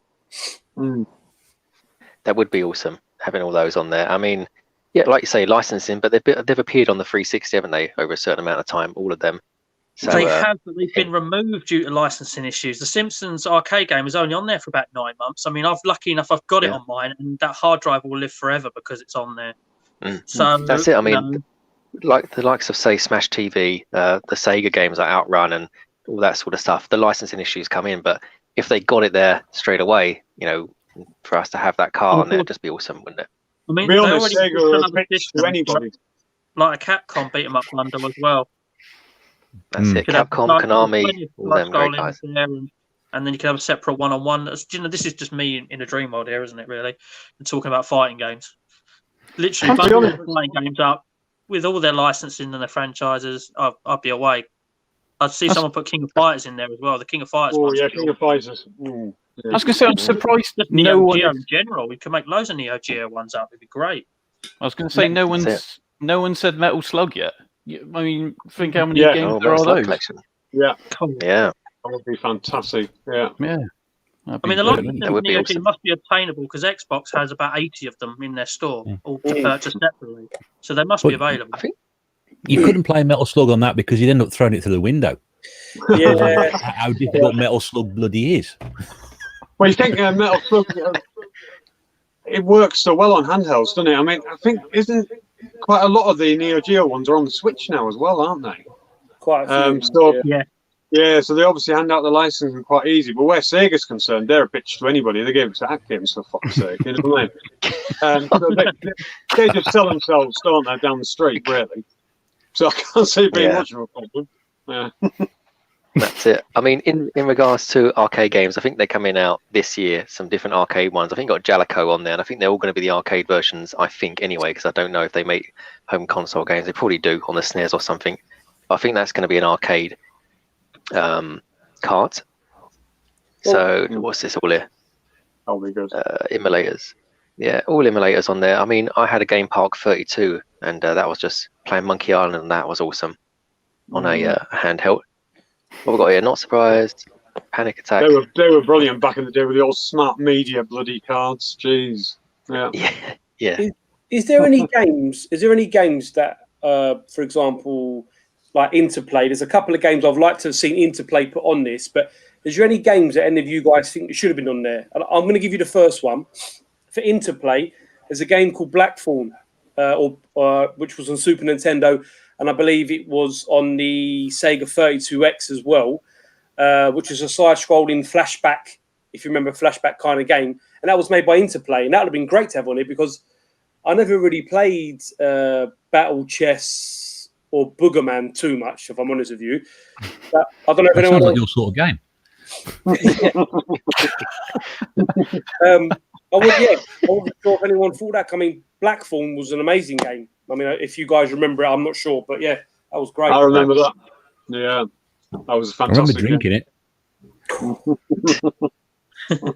No, I don't remember it, but I mean, if you like it, I mean, I think Desert Storm and Jungle Strike and Urban Strike would be a nice free game cart to have on there. I mean, I think you mentioned that Al as well. That those 3 games would be good on there. Yeah. Urban Strike and Nuclear Strike. But I know they're on PlayStation, but I'm sure they can do something. Yeah. How long till? I think there is already somebody. I think somebody has done an Evercart, an Everdrive, a flash cart for it. But I mean, what's the point? I mean, I don't know. People, I mean, you can just have emulators on anything really. But I don't know about that. But all is good. Some Amiga games. What's this? Some more Amiga games would be really nice, or Atari ST games would be really cool. Yeah, I agree with that. Yeah, absolutely. And with no work involved, see, with the emulators for the micro systems at the moment, it's such a bloody workaround, isn't it? Half the time, spend half your life just bloody adjusting it, doing the settings on it. If it was like Amiga, Commodore, whatever, but just plays straight away, no effing about, that would be fantastic. Anyway. To play Shadow of the Beast, I mean, I mean, the music on that was unreal, and like obviously, you know, there's so many great Amiga games, Lionheart, Ivanhoe. I mean, I could go on. Turrican 2. I mean, this would be ideal to play Turrican 2 on. The Amiga version, though, the Amiga version would do the best soundtrack ever. That would be awesome to play on this. It would be, yeah. I mean, a Flashback set would be good, wouldn't it? Flashback and Fade to Black, they would be good on there as well. Those sort of games. Flashback, like I said, plays just like Blackthorn, so it's a left to right game. There's not much to it, so that would be good to get on there. There actually is a Flashback 2 that we never actually got finished off, but things like that would be great for this console because it's a 16-bit console. That's the way I look at it, really. 16-bit handheld, so a bit like the Game Boy Advance, which played some of the games on the Game Boy Advance played amazing. I mean, Al said about Doom, the best version of Doom I've played is on the Game Boy Advance because it's handheld. So yeah, it's a good version. Yeah. And Blackthorn as well's on there. I keep talking about it, or Black Hawk if you're UK based or whatever. But yeah, I think it could be good. That's it. Gurnaldinho, Rob, got a question here for you. What Mega Drive games in the background now? I see a Blue Spine. And I see Double Dragon on the NES. Oh yeah, Blue Spine. It's the backdrop to every video that I make. So there we go. Game 6 as well. Oh, nice. But that's pretty much all of them. The only one that's not there is Mega Turrican because that stays wrapped up in a dark box, so it never gets damaged. But yeah, I was going to say pretty much all of these I've had since I was a kid, with the exception of a couple. I mean, that is the best ice hockey game ever, if you ask me. That's NHLPA 93, just in case you can't see it. That's awesome. Is it better than Hit the Ice? And there's my original copy of Street Fighter 2, which I lost seeing the outside world too when it came out. You know, but yeah, I was going to say, because obviously I'm all hands and a voice, I have to have an interesting backdrop. It's better than a plain white wall. So I put them there on this coffee table, and the rest is history. They kind of just stayed there like that. Rob, is that Mega Bomberman? Go on. Sorry? I was going to say, have you played much of the NHLPA Hockey 94 on the Mega CD? No, I never had a Mega CD. Oh, mate, that's a really good version because it's got like real, like the real voice, the real noises and all that kind of jazz. It's really cool. I was showing it earlier to James. You would definitely like this because it's got the actual real life rosters from that year and the updated teams and stuff. It's got Mighty Ducks, Anaheimer in it. It's really cool. What was you saying about Mega Bomberman, James? I thought you... Oh, is that the one where you... there's those kangaroo things you get on, or was that the SNES version? No. I can't... No, there's no Actually, no, there must be. I'm pretty sure he's riding one on the front version, cover. I think. Yeah. He's riding one on the front cover. It's been a long time since I played it. But again, that was one that I played around a mate's house on a SNES. And then I was like, right, I need to find that on the Mega Drive. And that was the version I then went out and bought. I think that was the last game I bought before that was it. There was no more Mega Drive games being made. But I lost hours to that. The multiplayer. There you go. There's something. Stick that on an Evercade cart. Get a copy of Bomberman on there. That'd be awesome. Although it is a bit more of a multiplayer game, it really does need that multiplayer element added to it somehow. So not sure it would work as well. Is that Brian Lara game a J-Kart one? And Yeah, is that a J cart? Yeah, it's not a standard shape if that's what you mean. But I inherited that for a mate who thought it was crap, and I agreed with him because I'm not really a cricket fan. But how long have you had? How long have you had Double Dragon on the NES? All my games, because back in the day when I had the Mega Drive and I was moving on to buying a PlayStation 1, I sold. I kept the Mega Drive itself. I put all my games on the table. I said £5 each. Who wants them? And basically, a lot of this is the stuff that didn't get taken. I mean, my Streets of Rage games got taken. My Mortal Kombat 2 got taken, which I now regret, and a few others. And I tell the story to everybody. Mega Turrican was on that table and nobody took it. I could have sold that for a £5 back in the day, whenever that was. Wow. But at the same time, I also bought it for £1.99 second hand in Electronics Boutique clearance. I mean, speaking of things that got stolen, I had a lot of my Dreamcast collection stolen and my GameCube collection stolen. But at the top of the Dreamcast cabinet was SGG boxed, Space Channel 5 Part 2 boxed. Nobody touched them. They just took all the Choo Choo rockets, took all the Sega Rally 2s. I was like, all right, yeah, you can take them. I mean, I don't mind. But I mean, the police were rubbish at trying to find them. I said, have you found anyone that's stolen a load of Dreamcast games and GameCube games? Like, no, not found no one. But what if they couldn't take with the Dreamcast games? They just smashed the cases. So yeah, all I'm doing now is just spending all my time just buying back the same games I bought years ago for double the price. Did they smash them, or did they just pick them up and put them back down again? You know, I just looked at them. That's what it was. Yeah. But yeah, hello, LKG is here. Hello, LKG. I think we've all been on at the moment one of his podcasts, but apart from Al from Gamesreup, I'm sure he will do at one time. So get in contact with LKG and Andy as well. Get in contact with him. I'm sure if his diary's not packed up until next year, get on one of his shows. I've been on 2 so far. I'm on another one in a couple of weeks' time as well. So I went on, but I share the stage with you on that one. I didn't go on solo, so no.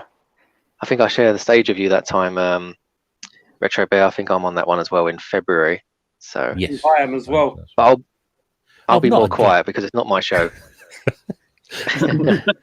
I'm everywhere in a minute, Al. That's why people like my face. So we've got a Crazy Burger question here. So other than the Evercade, what's been the best handheld over the years? So best handheld in opinions. So I'll start then. I think for me, I like the Neo Geo Pocket color version. That's my favorite one, purely because of the D-pad, the fact that I can connect it to a Dreamcast, and the link cable as well. That's my favorite one over the years. Now, Retro Chef, how about yourself? I'm gonna have to go original. I'm gonna have to say the Game Boy. Without the Game Boy, we wouldn't have had anything. I think the amount of times I spent playing my Game Boy and playing Mario Land 2, even Tetris, you know, that's proper nostalgia with my Game Boy. I wasn't really much into the Game Gear as much, or the Atari Lynx, the Neo Geo X. Like I said, I play that quite a lot on a Neo Geo Pocket. I've got a Wonder Swan, but unless you speak Japanese, you're a bit fucked. I think the Game Boy, and the Game Boy, I think the Game Boy is the best one. So Game Boy then, yeah? Yeah, definitely the Game Boy. That's where it started. Yeah. Nice one, fella. Right, okay. Al, yourself? I was going to say another Game Boy, but Game Boy Advance. Oh, yeah. See, another great one. Yeah. Yeah, because obviously... I can see it. Yeah, go on. I can see a blue spine in the background there as well. It's a Mega Drive blue spine. I moved it into view. And I can see a Sega PC big box Virtual Cop as well. So very nice. There it is. Yeah. Does that come with the watch? The blue watch? No, that didn't come with any watch. No. Well, oh. Oh well. Sega Rally 2 next to it as well. Nice, thank you. I can play that online if you want by TCP/IP if you ever want a game of that online. Yeah, do it. But yeah, what was we talking about? We were talking about Evercade. What was the question? Oh, the question's there on the screen. We're talking about Game Boy Advance. Game Boy Advance, yeah, without a doubt. Game Boy Advance. What was that noise? Nice one. And yourself, Russ?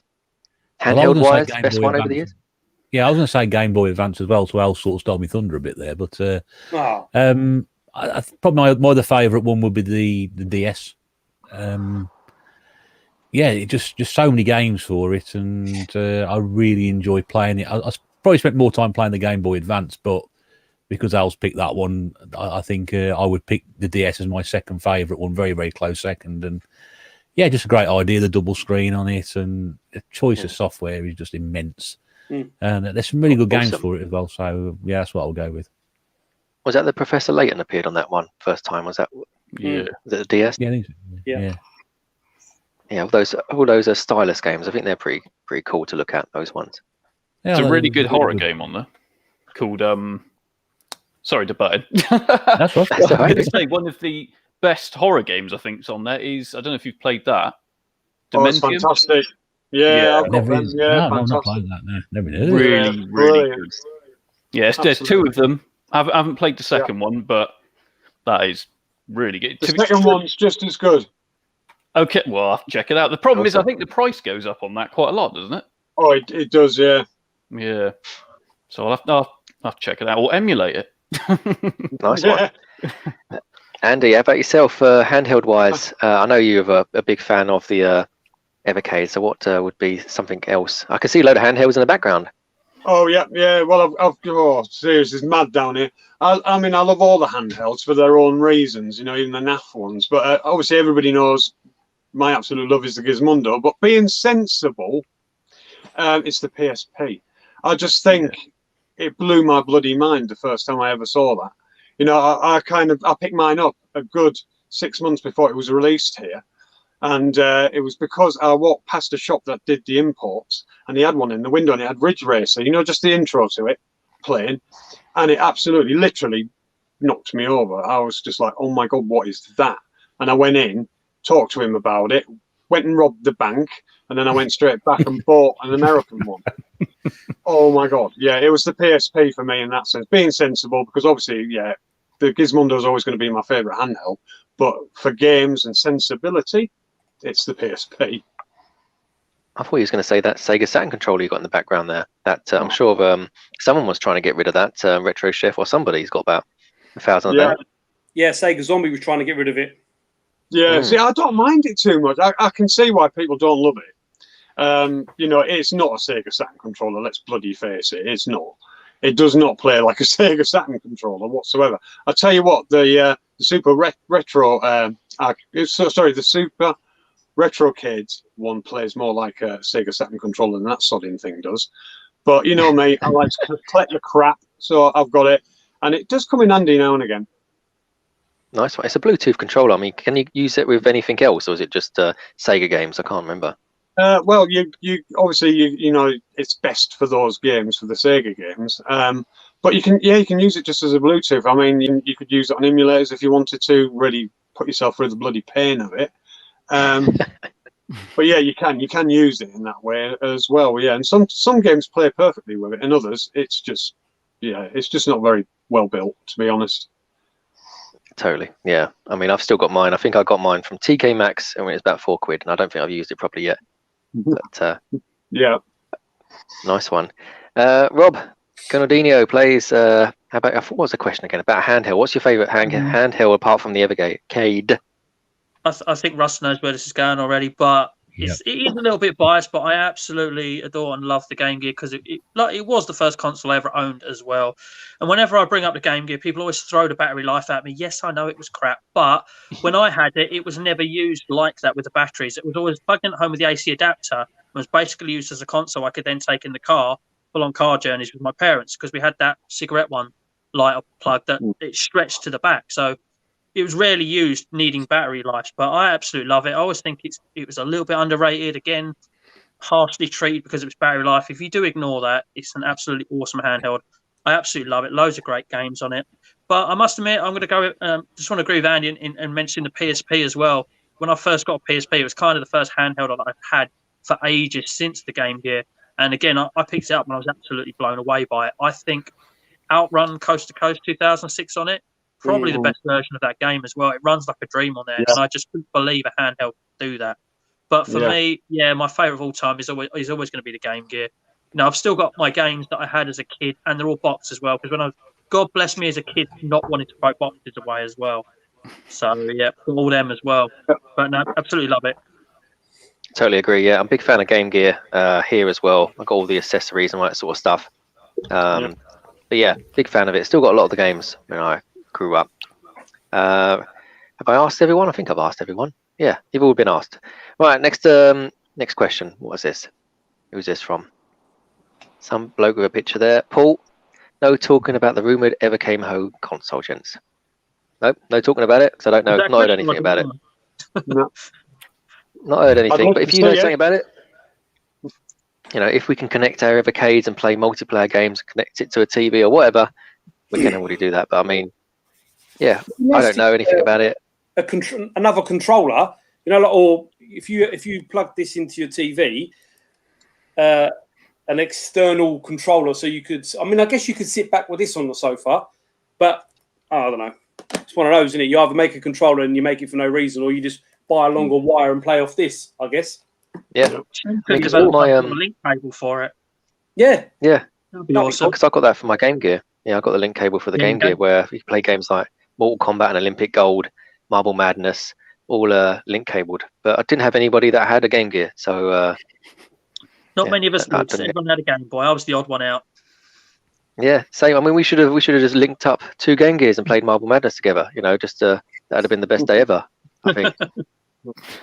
Right, what we got here? Why I don't understand how StreamYard does this. It just when I'm on, you guys probably can't see it, but I'm just scrolling through these comments and then it just takes me down to the very bottom of it.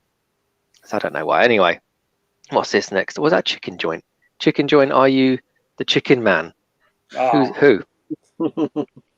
Move on, please. Yeah. Move on. Okay. No, I'm not, because I'm not well built. What we got here? I remember going out to Arcade Club as had a flyer from Ireland. Okay, cool. Nice one. I would need to go to one of those arcade places, those arcade clubs. I know there's one in Manchester. Hello, Retro Rules. How you doing? There's an arcade one in Southend. Is there? Neon Nights. It's owned by one of the retro game shops. I always forget his name. I think it's Ali Hogg. I might be wrong. He's not on the tubes, but he's on Facebook pages, and he part owns Neon Nights, which is down in is it Southend or Leon Sea? It's Essex anyway. So yeah, it's the closest we've got round this way. Well, Southend-on-Sea was my local seaside, and I still remember being stuck in the Barracuda ride, which is one of those that go round together, and it's like a roll cage over you, and there was a wasp in there with me. So I was more scared of the wasp than the bloody ride. So yeah, so that was my fondest memory of Southend-on-Sea. Was it called Pleasure Island or something? Not Pleasure Island. What's it called? Pirates Bay something? I don't know. I can't remember. Something or other. Is it the Pleasure Beach or Pleasure Island? Oh fuck! I'm on it. They're all called Pleasure Island, aren't they? Pleasure Beach, Pleasure Island. I only went there in the summer with the kids and the missus, and I can't remember what it's bloody called. What we got here? I think Southend-on-Sea. I used to love Southend-on-Sea, but my local now is Skegness, so that's my local now. What we got here then? Paul has said another question. If that game was good, I'd buy it, and by good I mean push the system, maybe 32-bit, top tier title. Yep, awesome. If a 32-bit game came on an Evercade handheld, that would be awesome. Don't know if it would happen, but it would be awesome. So you just talk amongst yourselves. What we got here then? I want to ask you guys actually something that's completely away from the Evercade altogether. I'm going to sell my whole collection to buy the new KFC console. I just wonder what your thoughts on it was. That you can heat your chicken while you're playing. I've never heard anything so ridiculous in all my life. Wasn't that the same sort of thing as like that? Food type for the rest of your life as well, doesn't it? We have for dinner. Well, it'll have to be chicken again, won't it? Well, I honestly thought it was a flipping joke until I actually got like the proper feeds about it, and no, it's a real bloody thing. Turns out it's some kind of PC, isn't it? But yeah, it's got a little oven built into it. You put your bloody chicken in there, and yeah.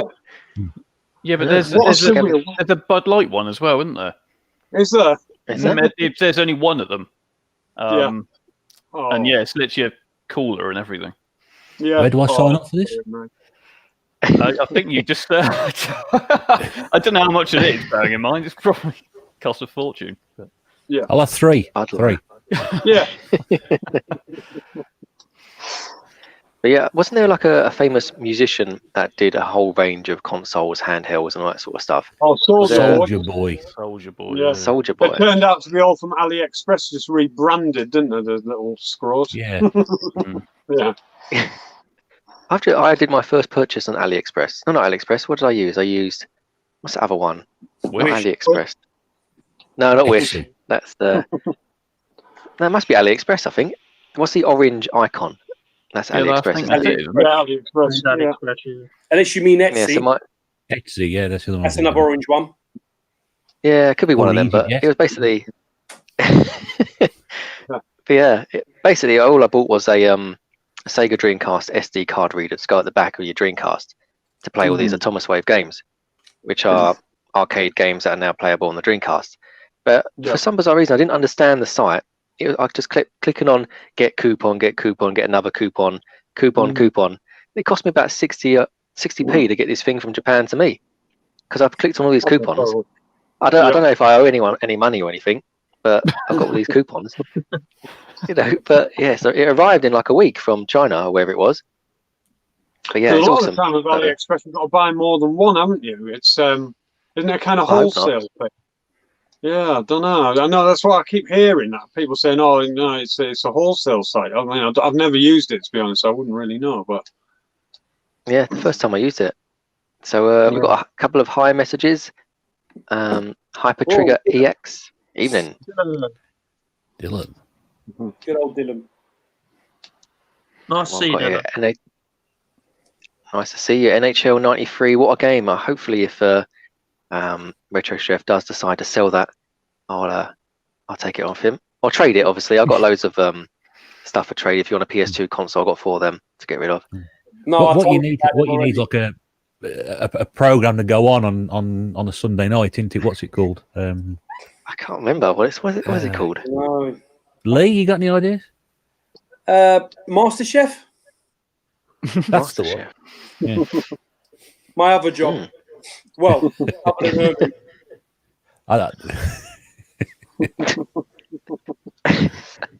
All right, what we got here then? More questions. So, told a lot of old. What's this? A lot of old Game Boy games still hold up today. I only had my Game Boy games experience. I had 007 James Bond, Wave Race, Kirby's Dream Land, Muhammad Ali boxing, F1 race, but I had the link cable version, and had no friends with the same game. Bless you. And I just had no friends growing up. I still got no friends now. This is how I make friends. Just inviting you all to my room with me on the camera. Pardon? Now. We're doing this on camera. It's live. Like, comment, subscribe. So yeah, it's all good. Right, what else we got here? Expensive game. Yeah, is that Eddie Roller X Core? Yeah. Roller X Core. That game's £18 in CEX. The one that Al showed, but Al, yours is an American one, no? Yes, the American one, yeah. The UK or the PAL one, sorry, is red, and then the second game, I think, it's 50+ odd quid on CEX. It's not So too bad, though. It's not unobtainably expensive, though, is it? Really? There's another game on the DS. Is it Moon? Moon, yeah. Is it Moon? There's one of them River. that's really expensive, but it's really, really good. yeah, that's brilliant. That game. Yeah, I think it's Moon. I might be wrong. Don't quote me. It is, yeah. It is Moon. yeah, it's Yeah.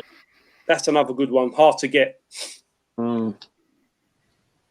this is what I love so- about the Evercade. Full stop. Yeah, you think when you look at all those different cartridges, some of the games that are on there cost you a bloody fortune to go and buy from CEX.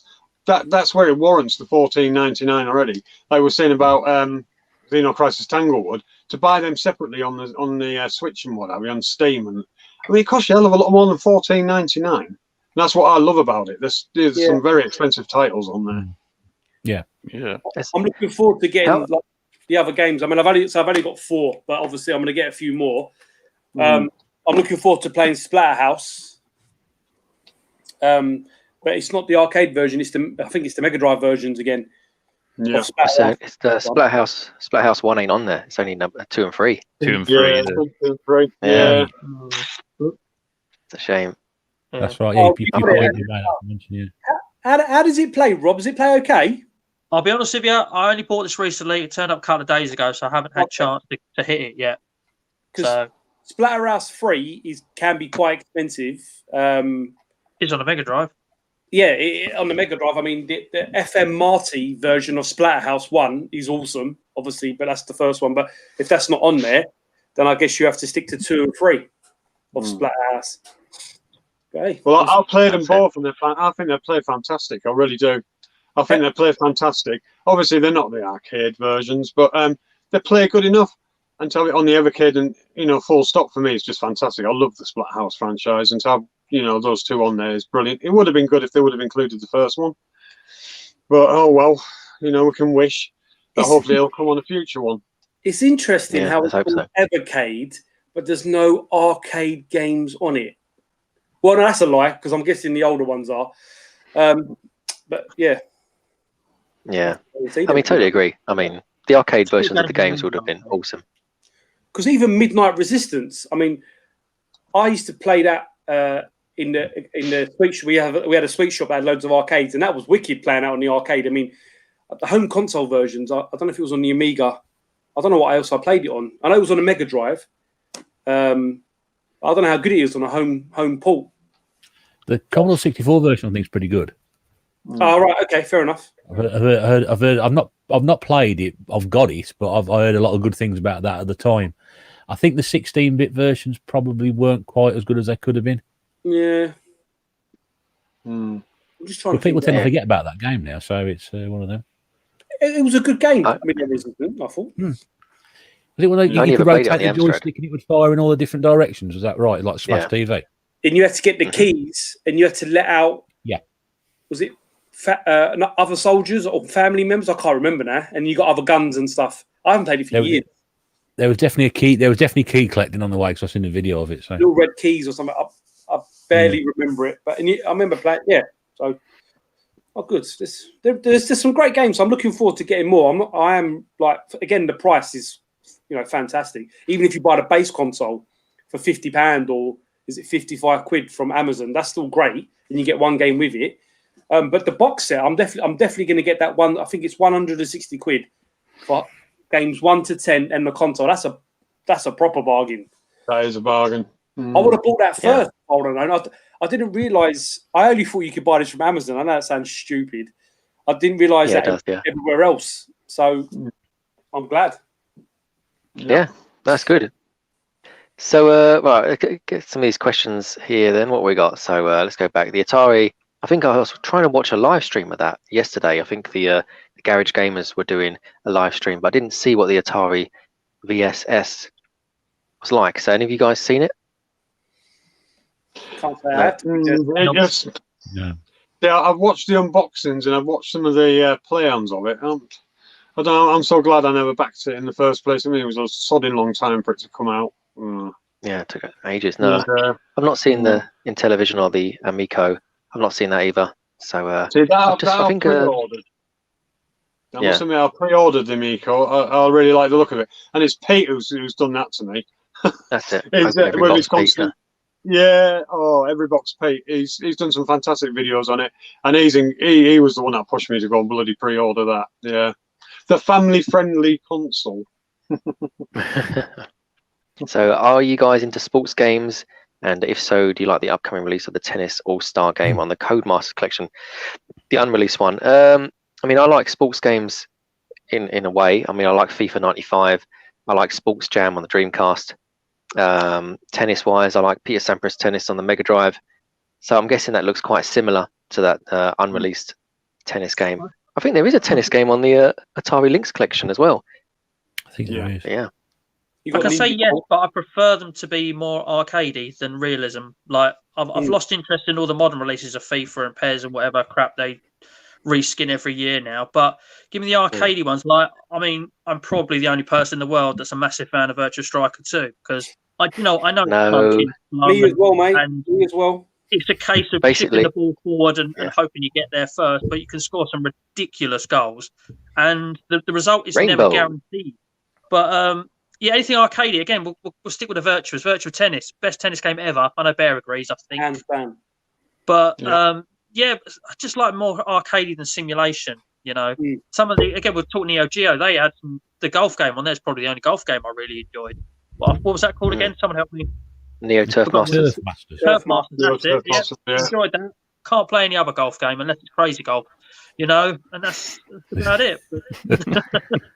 Putter on the Game Gear is a belter, honestly. But I used to like that little no, football game on the Game Gear. I was just going to say, in regards to tennis, surely virtual tennis. Yeah. The annoying thing is, I was going to do a video about my top 10 or top 20 Dreamcast games. You guys have already said them all.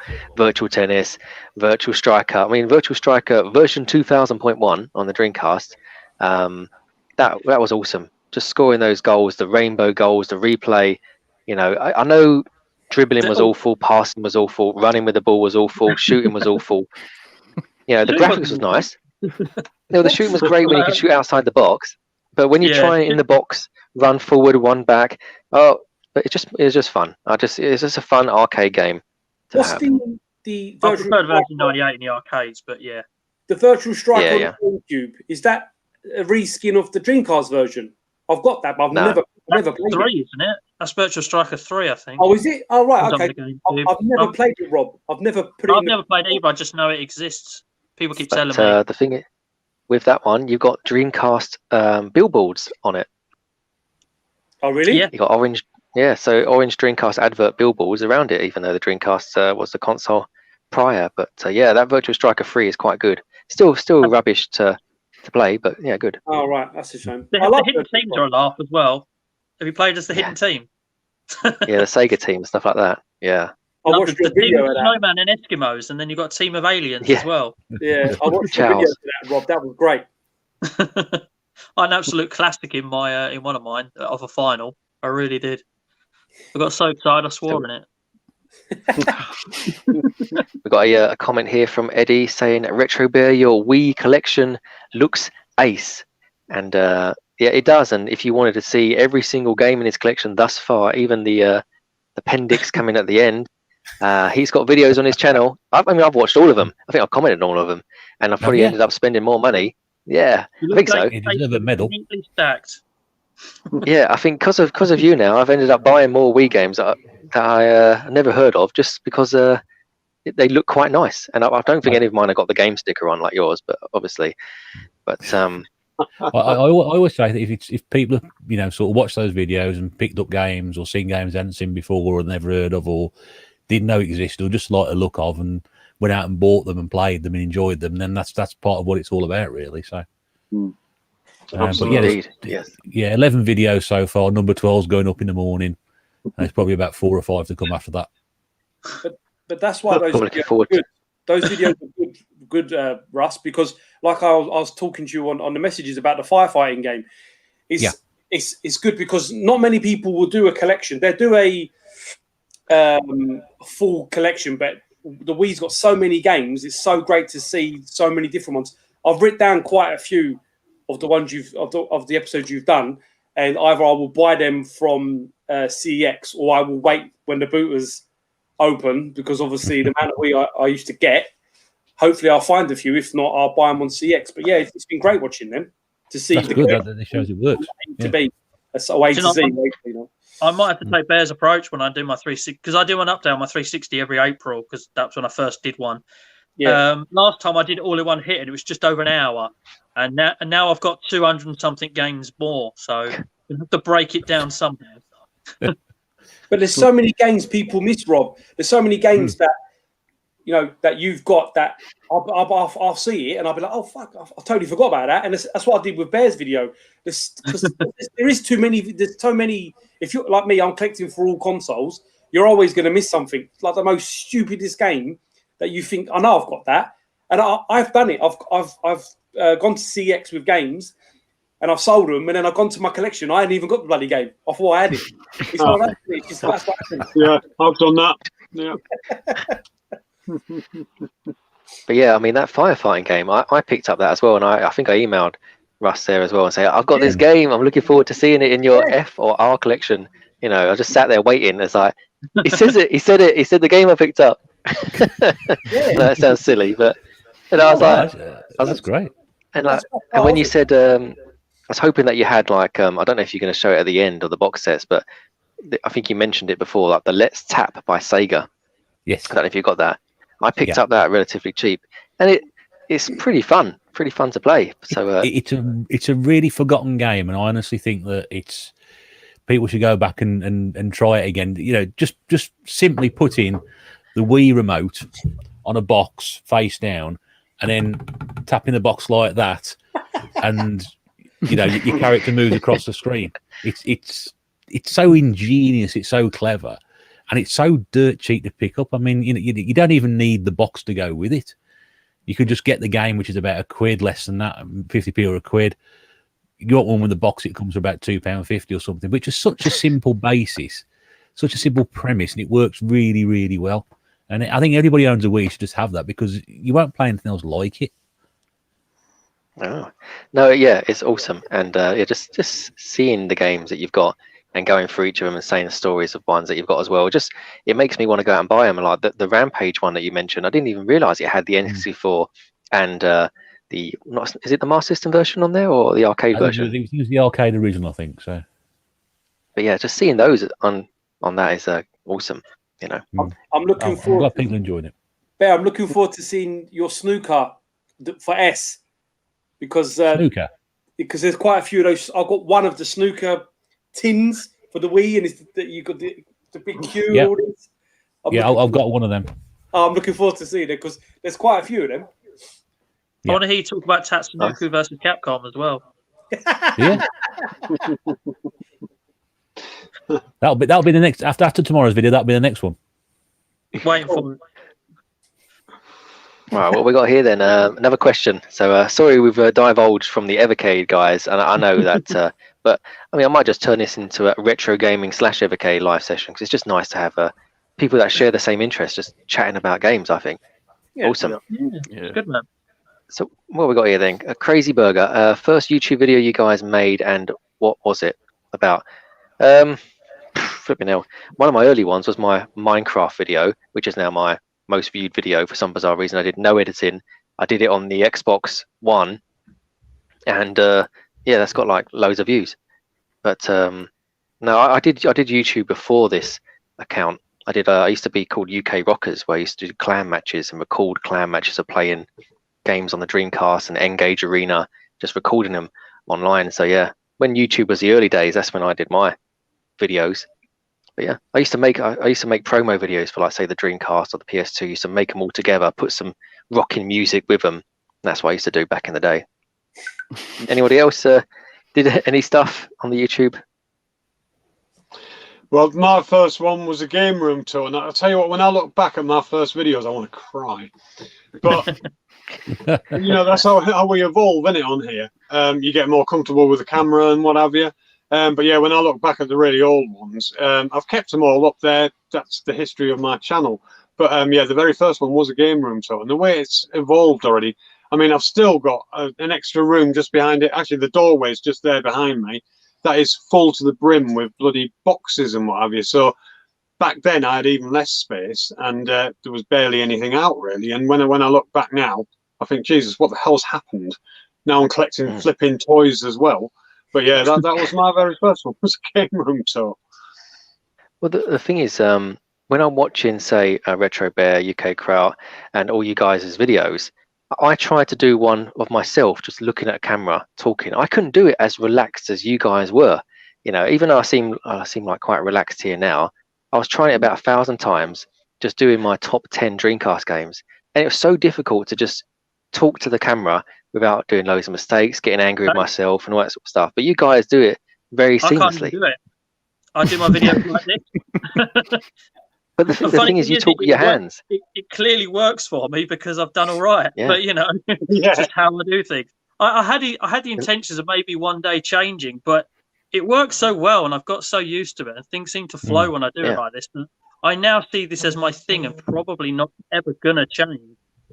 So yeah, I was going to say to you, are you ever going to do the big face reveal like so many YouTube channels do? No. You know, they're always hinting at it, but they never get round to actually doing it. They just keep no, people I'm going. gonna say the budget shit version of Ashens for life. So yeah, I'll tell you what, it's worked for them, all right. Yeah. Yeah. And that's the thing. I mean, I watch your videos, Rob, basically purely because it is something different. You know, you're talking with your hands, and that for me is fine. You know, I like that. It's a different content, different videos. When I give it all this is how I talk in real life as well. I kind of, when I'm talking to people, my hands are actually doing this in front of me, so it just comes naturally as well. But if you want to go back to the first video I ever did, I've kind of got two first videos because I uploaded things before I came a channel. The first video you'll ever find, oldest video on my channel, is like a 30-second clip of me doing something in Gears 4, which I wanted my mates to watch remotely. And then I just uploaded a load of random stuff. But my channel name and making content was properly born on the 1st of January 2019. And I decided to go for a million gamer score and I was going to become an achievement channel. Obviously, things have gone on since then. But that was my original intention, just to be that. And I spoke about my gamer card over the 250,000 that I'd got. And that video still ticks over on views today, and so it's about 17,500. Wow. So that was my first video. I mean, Gamerscore stuff seems to do really well. People are just quite happy for you to help them there. I've got one that's nearly at 25,000, which is just how to get a few achievements on a free game, you know. But that's it. Yeah, you tend to, your videos are really good for people that are like either Games for Gold, Game Pass, going for those achievements, because you tend. I watched a couple of your videos where you say you wait around on Tuesdays and get the games on there, and I mean, I used to like going through and watching videos either from yourself or others where you've helped people get achievements and get guides, and I mean that's it. That's perfect. It's no big secret that achievement hunting is my thing. It's a side of gaming I love, and I always say to people, I'm not actually competing with other people in trying to get as much game score as possible. I'm only competing with myself and trying to get as much as possible. So I kind of get a little bit of a kick out of helping other people get gamer score as well.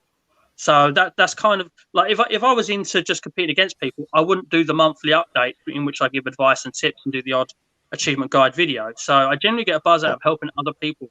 Just to think that I could have helped somebody to unlock this one achievement, I don't know, a couple of thousand times across the country. You know, to me, that kind of blows my mind a little bit and think, wow, that is a potential outcome to my video. And obviously, if nearly 25,000 people want to try and unlock 290G out of Dead or Alive 6 for free, then there's a lot of game score that I've unlocked around the world, you know, potentially. That's it. So, yeah. Awesome. Very good. Yeah, very good indeed. And but like I say, everyone has their ways of doing their videos, and your one is very intriguing, and I like to watch it. So cool, good on you. Unique. Yes. What we got? Has everyone answered? Anybody want to say anything before I go on to any further questions? Is there anyone want to mention anything? No. Anything coming up? No. No one got any videos they want to promote while we got a little bit of dead silence for a moment? Yes. Yeah, I mean, any premieres? I was just going to say, watch all your videos. I don't know if any of you guys do you really know much about the Bleem and all that on the Dreamcast? Oh, I do. Of course I do. Yes, of course I do. How to play PlayStation games? Yeah. Yeah. So obviously I cover a lot of those. I've got a couple coming up. Main ones being a game called Apocalypse, which is it's got what's his bloody name? Bruce Willis in it. Yeah, I've got that. Yeah, I remember him, Bruce Willis. Great game that was. Yeah, I love that. To be fair, it is a really, really good game, and and you'll probably see how well it bleams when you watch the video. And also covering Driver 2 being bleamed on the Dreamcast. Wow. Nice. Yeah, we got a lot of awesome, a lot of random stuff coming up. But did you have you got the official free Bleem releases with the games? So Metal Gear Solid, the Gran Turismo, and I've covered them, but obviously I don't actually physically own anything. It's okay, that's cool. I mean, they're very expensive now, but I mean, I remember back in the day seeing them. I think I had Bleem when it was beta or alpha on the PC. That's where I heard it. But the Bleemcast was awesome back in the day. It's just a shame they just got Sony just done them over. Yeah. Or they've done them over. I don't know. Yeah, it's surprising that it even works when you think about it, and how well some of them do work. Like you said, Metal Gear Solid, pretty much flawless. Solid. Yeah, but it's a solid game. Yeah. I mean, such as like say the PlayStation Mini. I don't know if you guys have hacked that or looked at that. There's so many games they had behind the scenes tested and running that they could have thrown on there and didn't, like Tomb Raiders and all that sort of stuff. They were all in the background tested. You know, just didn't they just didn't use them. Yeah, I guess it was that a real missed opportunity. Yeah. Yeah, I guess that was. Would that have been licensing as well then, or? Yeah, probably. It's a shame. Yeah. It's a real shame, but I don't play my PlayStation Mini anymore anyway. So I've never played one. Just on display. Yeah. it's good for events, you know. But then when I turned round and I saw somebody playing Resident Evil, a young little girl playing Resident Evil, and her dad was like, "Yeah, play that." I was like, "Yo, that's Resident Evil. Your young girl shouldn't be playing that now." But I obviously can't say anything because the dad was huge. Well, I've got something to say, James. If people want to pop over to Sega Zombies channel for YouTuber of the Month, there's some good nominations. One of them is me. Some great channels to look at. Another 4 and 1. Sorry, me and 4 other channels got nominated. So it'd be nice to people to go over there, have a look at all 5 channels, and cast a vote. And also to give Sega Zombie some props for being the YouTuber of the year of last year in the retro gaming community or the gaming community. So it'd be cool to get some more new people watching it. So head over to Sega Zombie channel. That's it. Sega Zombie, cool guy. I mean, he was really good during the early days of the first lockdown, where I was just watching his lockdown videos. I know other people have done it as well, but it's really nice to see him. I mean, he's been through a lot as well in his channel, and I think he was mentioning about his daughter as well on there, which is nice to hear some of that stuff. But yeah, no, by all means, I can't be nominated anymore, which is a real shame. I'm not bitter at all, because the benchmark has been changed from bloody whatever it was, 3,000 to effing under 1,000 now. But to be fair, it's back to what it always was. Yeah. I don't have one of those because Gaming Off the Grid didn't make them and send them all out. I know, but that will stay with me forever now. Because it's plastic, it won't degrade, and it's going to really annoy. I'm going to have to make my own now, aren't I? Yeah. I might just have to. Why could I want it when I might just start a new channel. I'd have got one. Yeah, I might just start a new channel. I was nominated when I was under 100. I only had like 300 when I was nominated. So, it's a good thing to win. You know, I was quite proud of winning it. Bearing in mind its longevity and history. But of course, if you wanted to go over to Lee, I'm chatting at the moment. So that's how we do it. Zoom combos, isn't it? I butt in because I can mute everyone. What was it? I was going to say something. Oh, flipping hell. No, Sega Zombie. Go to his channel. I've not put his details in the description, but if you go through Retro Chef's page, I'm sure on there there'll be somewhere to find him. If not, I'll just chuck it in the description below and take part in the whatever it's called again, YouTuber of the Month. There's only one Sega Zombie, so if you search it, it'll come up top hit. So yep. Just type awesome. Sega Zombie. Apologies, Lee. What was you saying, my friend? No, I was just saying that's what it's for, the small channels. You know, that's what I think. You know, under 1,000 subscribers and whatnot, maybe 1,300 subscribers. What you on now, James? I forgot. I don't know now. Wherever I am, it probably be changed anyway. The blimmin' whatever it's called. Listen, I'm not bothered. I don't care. It doesn't look like it. The annoying thing is, hold on. The annoying thing was, I don't care about my subscribers. I do care about my subscribers. You guys like, comment, subscribe, follow. But basically, the only time when I just got a decent camera and everything sorted out in the games room, lockdown hit. So I was going to do all these sort of videos showing my game collection, all this sort of stuff, and then blimmin' lockdown hit. So I've just in here playing gameplay footage, and my videos are just so rubbish. But I'm not bitter at all. I will always vote for people that I like on there. Always do what your friends, because it says vote for your friends, isn't it? That's the rules. Vote for your friends. You know, wasn't that one of the rules, or is it not? I wouldn't vote for my friends. I was quite glad that when I did it, there was nothing like that. So I actually, it was a legitimate account. Unfortunately, it can happen. I mean, for me personally, go on, Lee. Sorry, mate. I was just saying, I've been doing YouTube for 8 years. I didn't do it to win anything, or I mean, I'm Eddie, who's also on there. He's a great YouTuber. I mean, he deserves to win it. His channel's far better than mine. I mean, mine, I'm just an old fucker talking shit to people. But, Oh, that's me as well. no, but, I mean, I'm not fucked. If it happens, it happens. If it doesn't, it doesn't. My channel still continues.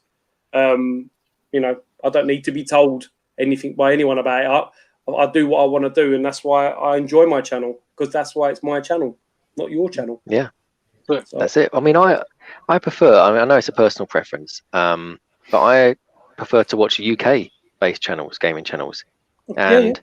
I don't know. No offense to anyone overseas, because most of my videos are watched by people in America. But I prefer to watch UK-based channels, gaming channels, because it kind of relates to me in a way. Showing the PAL versions of games and talking about where you bought them from, Rumbelows or Dixon's or R-Price. They relate to me. So when people say about they've been to a flea market, or they've been to Best Buy, or they've been to whatever the charity shops are called over there. Sometimes Goodwill. just doesn't relate to me. Yeah, Goodwill. Yeah. But I'm glad it's over here in the UK for the moment. And enough said about that now, because it's it's all good. What's this? What have we got? Someone wants to be PSN friends. Is that PSN still a thing, or is that what the PlayStation Network's still called? Yeah. I don't know who he is. Eddie Cramper. But yeah, PlayStation Network. I remember PS Home on the PlayStation 3. That was always fun to play that for a bit. What else we got? Any good retro podcasts? Yeah, funny you should mention that. There is a good one. Yeah, here we go. Here we go. Yeah. The TNB Gaming Podcast, which comes out most other Sundays when we can get round to recording an episode. We've been doing it for about 9 months now, and we've got about 30 episodes up on my channel, and it's me and a few of my good close friends in our little TNB corner of the YouTube, and we just get together and we just talk about a subject. We talk about what games we've been playing, and we always put the episode as a sort of premiere on a Sunday night, usually about 7 o'clock. But like I said, it's not every Sunday, it's every other Sunday, depending on what we're doing in terms of doing that. And it's just people talking about games, having a good laugh, and loads of people pop into the live chat and pick it up during the week. It's one of those sort of things that you could listen to when you're, commuting, whether you're doing emptying the dishwasher, doing the housework, or whatever. It's one of those sort of things that you can just sort of tune into when you're ready. And we really enjoyed doing it, and it's great that so many people have sort of followed it and really look forward to what we're doing. So TNB Gaming Podcast, all the episodes on my channel, and do pop along and check those out if you haven't done so already. Good stuff. Awesome. And every single person's channels are in the description below. So if you want to find out where Retro Bear is, his description, or his video, or his channels are in the description below. So go and check those out, and hit that notification bell as well on all of these channels here, just so you get notified when we all upload a video. Right, what we've got here then. So we're talking about Bleem, and there we go. Pico Interactive buyed the rights to Bleem lately. Did they? Is that they have, or they will, or they are? I don't know. Pico Interactive buyed the rights to Bleem lately. I know they've got Ocean. I know they bought Ocean. So if that, I think I heard rumblings they were thinking about it, or in the process of buying it. But that would be awesome. Yeah. Ocean. Danes has voted for. Yeah, Ocean Software. Yes.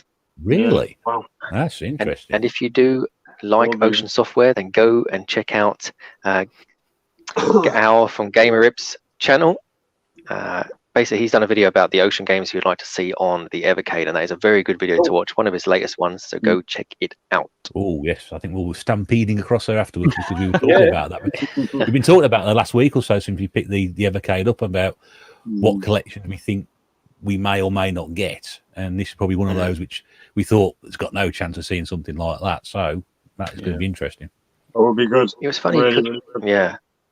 In the comments of the Facebook group, I think the official one, or the Discord, way before any carts were released, I mentioned Codemasters because they had like a vote going on, and then people were laughing, saying Codemasters.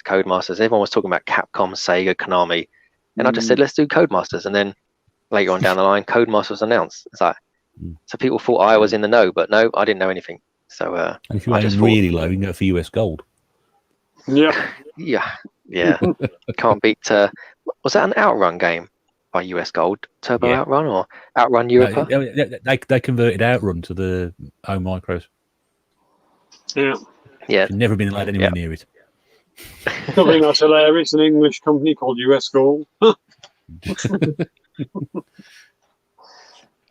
Yeah, I'm not going to be monetizing this video. Didn't they? That was what it was. The Epic's American titles. They sort of started bringing those released over here. That's where it I think it's where it came from. I think. That's right. Yeah, it was, wasn't it? It was all American titles. Yeah, you're right. Absolutely. That's why. Cool. Right. So, what have we got here then? I think that's all the questions done now. That's all the comments come through. Have you guys seen the Fanzone or Fanzine magazine? Have you seen that on the Facebook group? It's fantastic. It really is brilliant. What a lot of bloody work's gone into that. Brilliant. Yes, Andy, do you want to mention a little bit about it? What it is?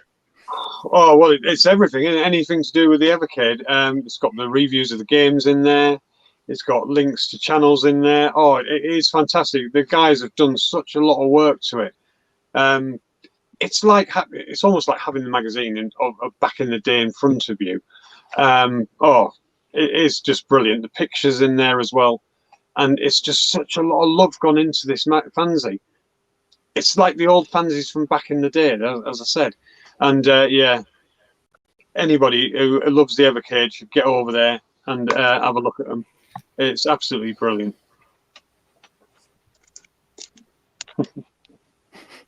Nice one. Absolutely brilliant. I'm sure that's a Codemasters reference there as well. It is. That's the second time you've done that. As a Codemaster. Yes. I'm not working with them at all. Let's just change that to... I'm not. I tried to apply for them actually, and no, wasn't it? I tried to apply for Team 17 and I got refused. Was that because they only had 17 members? Yeah, at the start, didn't they? They only had 17 employees. Yeah, I couldn't. What we got here then? So the fan zone. So another question, not a question, but a preempted question from myself to you guys. So what would be the next cart you guys will be picking up for the Evercade if you was to choose your next one? Anyone want to go first? We'll go with. I've just picked one up, and I kind of don't know what I want next now. So I'll tell you what. I'm gonna have a quick look at the list, and I'll get back to you because I say I've literally just bought two. Beautiful. So I kind of answered that already. You've already answered that. Nice one. But I'll have a look at what's available. See what I want next. Great stuff. How about you, Lee? If you was to pick a cart, what would it be? What would the next one be? As in the ones that are already out. Yeah, so it'd probably be the Namco collection with bloody hell Splatterhouse, because I want to play those on it. I think that'd be next, unless I get the set, then I'll get all of them. So, but yeah, Namco Museum Collection 2, I think it is. That's got the Splatterhouse games. That'd be good. Beautiful, lovely. And yourself, Al? Probably got to be the Pico one. I haven't got that one yet. Yeah. Nice one, Pico. There's quite a lot of games on there. It's quite a popular one that people like, and it's got a game called Switchblade on there as well. I don't know, you might like that sort of game. That's what style. It's a scrolling game. So yeah, Switchblade is an awesome game. So that's the one with Brave Battle Saga on it, isn't it? I think so. Yeah. Yeah, I think it is. Yeah, could be. Yeah. I think that's got to be the next one. To be fair. Fantastic. Nice one. And Andy, I mean, I know you've got them all. Yeah, I've got them all. You're gonna wait till the shop's open to pick them up from the shelf, or? Well, I was going to do that. So I'm going back on my own word here now. I wanted to test it, didn't I? I wanted to test the theory. But I've gone and pre-ordered them all now because of this lockdown again. Yeah, because this lockdown came, and I was just like, you know what? I'm going to end up missing out here, and I'm not willing to miss out. So yeah, I've gone back on my own word, I'm afraid, and I've gone and pre-ordered them all. I will put it to the test one day, though, to see, because my mate thinks it's hilarious, like I said before, that I was waiting another sodding 2 weeks for him to turn up from Fun Stock, and he had them sitting on the shelf in bloody game. That's why I got a bit paid off. But yeah, I will put it to the test one day. But no, I caved and I ended up pre-ordering them all. Oh, cool. I mean, like I say, I wanted to wait until I actually saw it in the shop, but I might do what you do and just pre-order those. Maybe not from Amazon. Might pre-order them from somewhere else. I think it's where we just don't know where this is all going to end, do we? Are we going to be able to get in the bloody shops in the first place? That's the thing. Yeah. Exactly. And yeah, cool, awesome. And Retro Bear, Russ, what would be the next one that you would purchase out of the cartridges that are already out?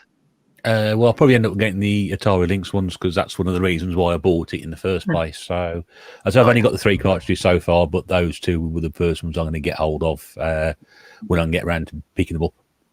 Probably order them off Amazon or something like that or wherever, but those are the ones I'm going to go for first. That's it. Yeah, the Atari Lynx collection. I mean, I owned Atari Lynx. I mean, Andy from UK Kraut Gaming is a big fan of the Atari Lynx. But yeah, playing Chips Challenge on Atari Lynx would be awesome on the Evercade. Yeah, best game ever. And I'll tell you what, it plays beautifully on the Evercade. It is fantastic. And, you know, obviously there's something very nostalgic about having the original hardware in your hand. And, you know, I did a video of Chips Challenge on the actual Atari Lynx. And, of course, the bloody screen on it's just about impossible to bloody film. So when I could suddenly redo that video and use the Evercade for it, oh my God, it was like a different world. And it's still, to this day, my absolute favourite Atari Lynx game. It's fantastic. Very, very addictive. Awesome. I looked at the list, and before Retro Bear said his answer, I went, right, I know what I want next, and it's 2, and here's the 2 Lynx ones. Yeah. I've always with Lynx has always been one of those systems I said, you know what, I'd love to own one of those one day. And yeah, these 2 carts coming out have just nailed on what I want next. So yeah, I should probably be getting the next 2. My next 2 will be the Lynx ones as well, just like Bear. Awesome, great stuff. Right, so what we've got here, then, a couple more questions flying in, more like statements and comments, but let's just try and get them read out. The Evercade Evolution fanzine is nicely done. It's 35 pages of love as a PDF form. Yes, it is. Yes. And the next cart will probably be something not produced yet. I'm waiting for bigger titles. Okay, that's fine. Cool. Nice one. But say if no other bigger titles come along, you're just going to sit there with what you got then. Also, awesome. What we got here? What does that say? We're up to 55 pages on issue number 2. Bigger and better articles should be out on the 14th of February. So with love on Valentine's. Is that Valentine's Day, the 14th of February? Yeah. So that's a little love letter to the Evercade community there. Yeah. What we got here? Big Game Hour votes for. Of course, yeah, of course. I mean, we've not got nobody on the panel that's nominated this, do we? I can't. Vote for anyone. Eddie to win. Oh, we've got here Switchblade, first game completed on the Evercade. Awesome. Did you do it with any save states, or did you just do it all the way through? Yes. What we got here? Nerdy Geezer. Nerdy Geezer. Hello, guys. Yeah. Fantastic channel. Yeah, he's him and Connor. It's been good to watching his stuff about the Evercade. It's been really, and him and the Inked Northerner, I've watched a lot of recently of the Evercade. Really, really good. Yeah, that's both it. Those channels are absolutely fantastic. Yeah, brilliant. They are. I mean, I'm currently trying to get Nerdy Geezer on an episode. I think it's going to be March time, but I do have Inked Northerner appearing on a later episode as well, and Danester, and Big Game Hour. So all these guys will be sharing their first opinions of the Evercade as well. Planet Retro? Yeah, you going to get him on? Don't know. He's not. I don't think he's subscribed to me or commented to me or anything. I don't even know who he is. Oh, never mind. No one else knows anyway. So Planet Retro. I don't know. I don't know him. Don't know. Is he a good channel? Does he like Evercade? Does he not like the Evercade? Yeah, he loves the Evercade. Big Evercade channel. Very big. Big Evercade channel. Okay. Yeah. Big in a good way, or big as in hates it.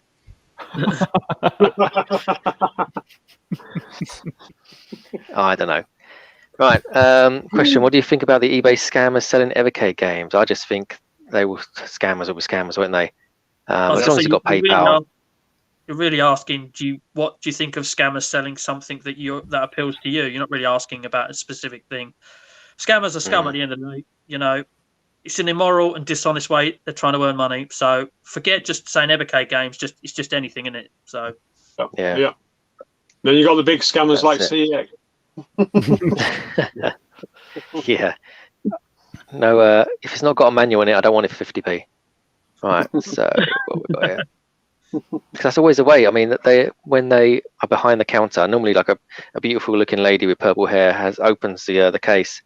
So there's no manual in there. The queue's backing up, and I'm like, 50p. There's no manual, and this like young lady, no, I don't want it. No, take it back. I don't want it. It's not got a manual. It's 50p. No, I don't want it. I and then always I'll make queue up sure they're again. in the boxes before I take them to the counter now. And if they're not in there, unless it's like a really expensive game, I'll just another day. FIFA 08 on the 360 will turn up another day. I'll leave it behind. It's almost like second nature. You walk in somewhere now, you open the box up, and there's a manual in there. You put it back on the shelf. Absolutely. I'll tell you what, some games, especially with the older systems, obviously, you can buy them, and then you might be able to marry them up on eBay, just buying the actual book there. But these cheap ones from modern consoles, you might as well. Nowadays, I mean, Russ knows I used to buy every old bit of shit that came along, but now I'm a lot lot less space and a lot more picky. And now I would never take a game if it didn't have the actual book in there, because it drives me balmy just as much as it does you, Russ.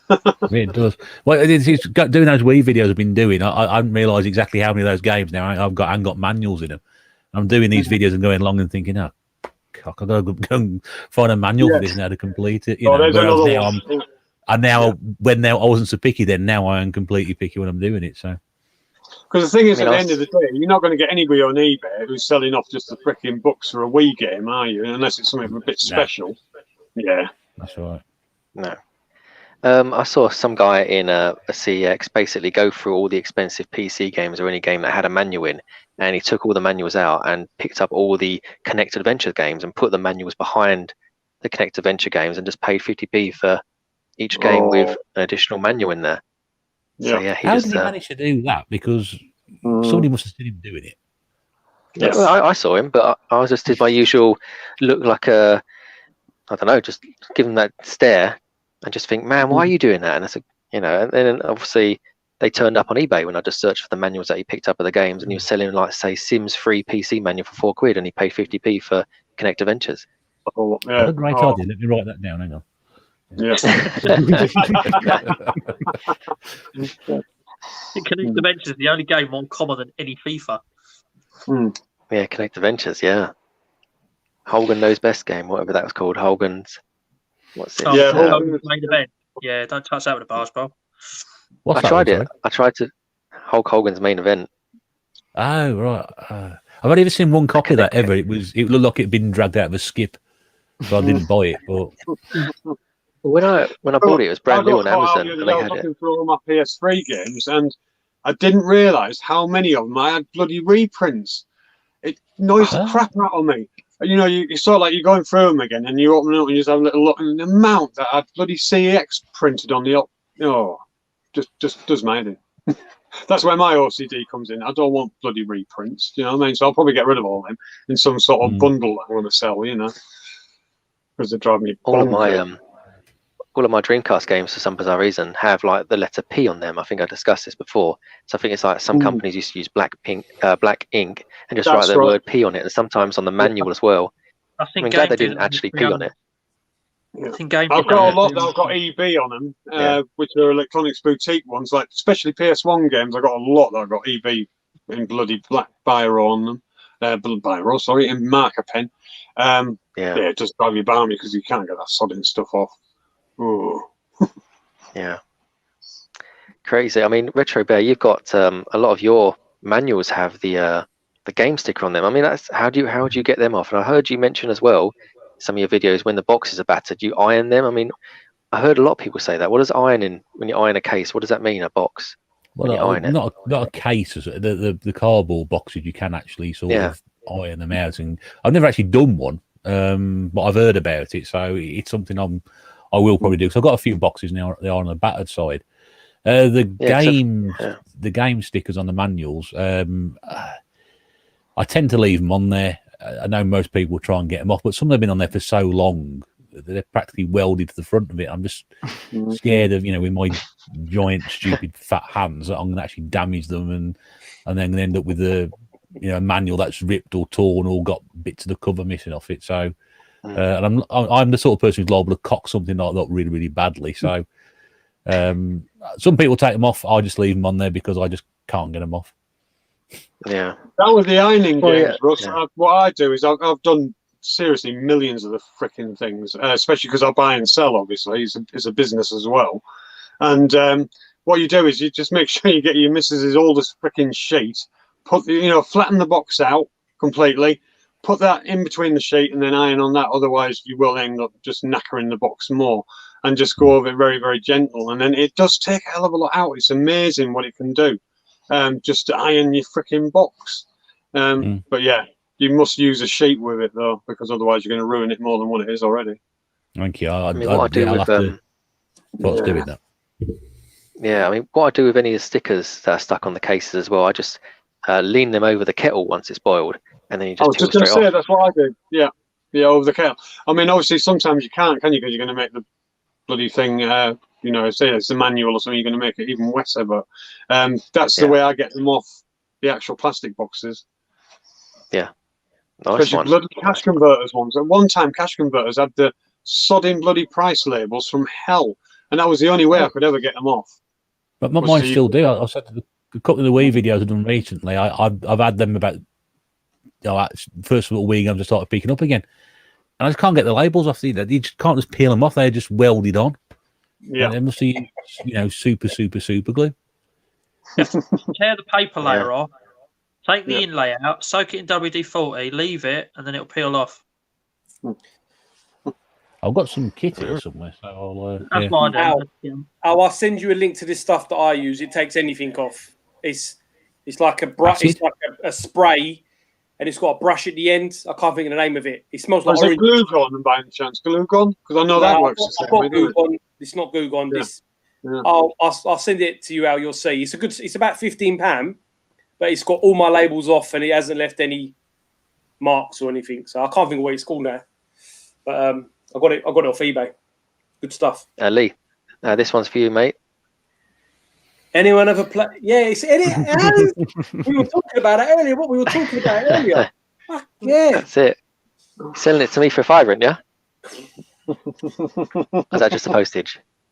I'm going to send it for free, mate. You can have it for free for letting me come on. Oh, nice, lovely, beautiful. That's it. Oh, see, this community is nice, isn't it? Even though there is a little bit of a tension between certain ranks. Yeah, everyone is nice, isn't there? Well. Well,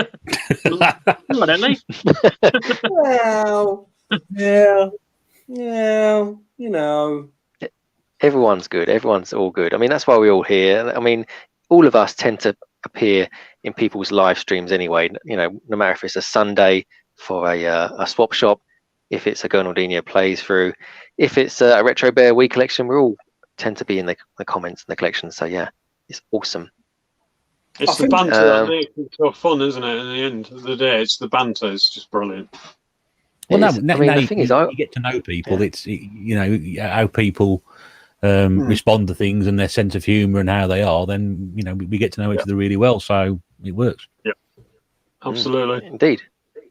I mean, I tend to watch all your videos whilst I'm at work. So because I've got my phone set up on the side here, on one of those. I think what Rob's got, the cradle holders.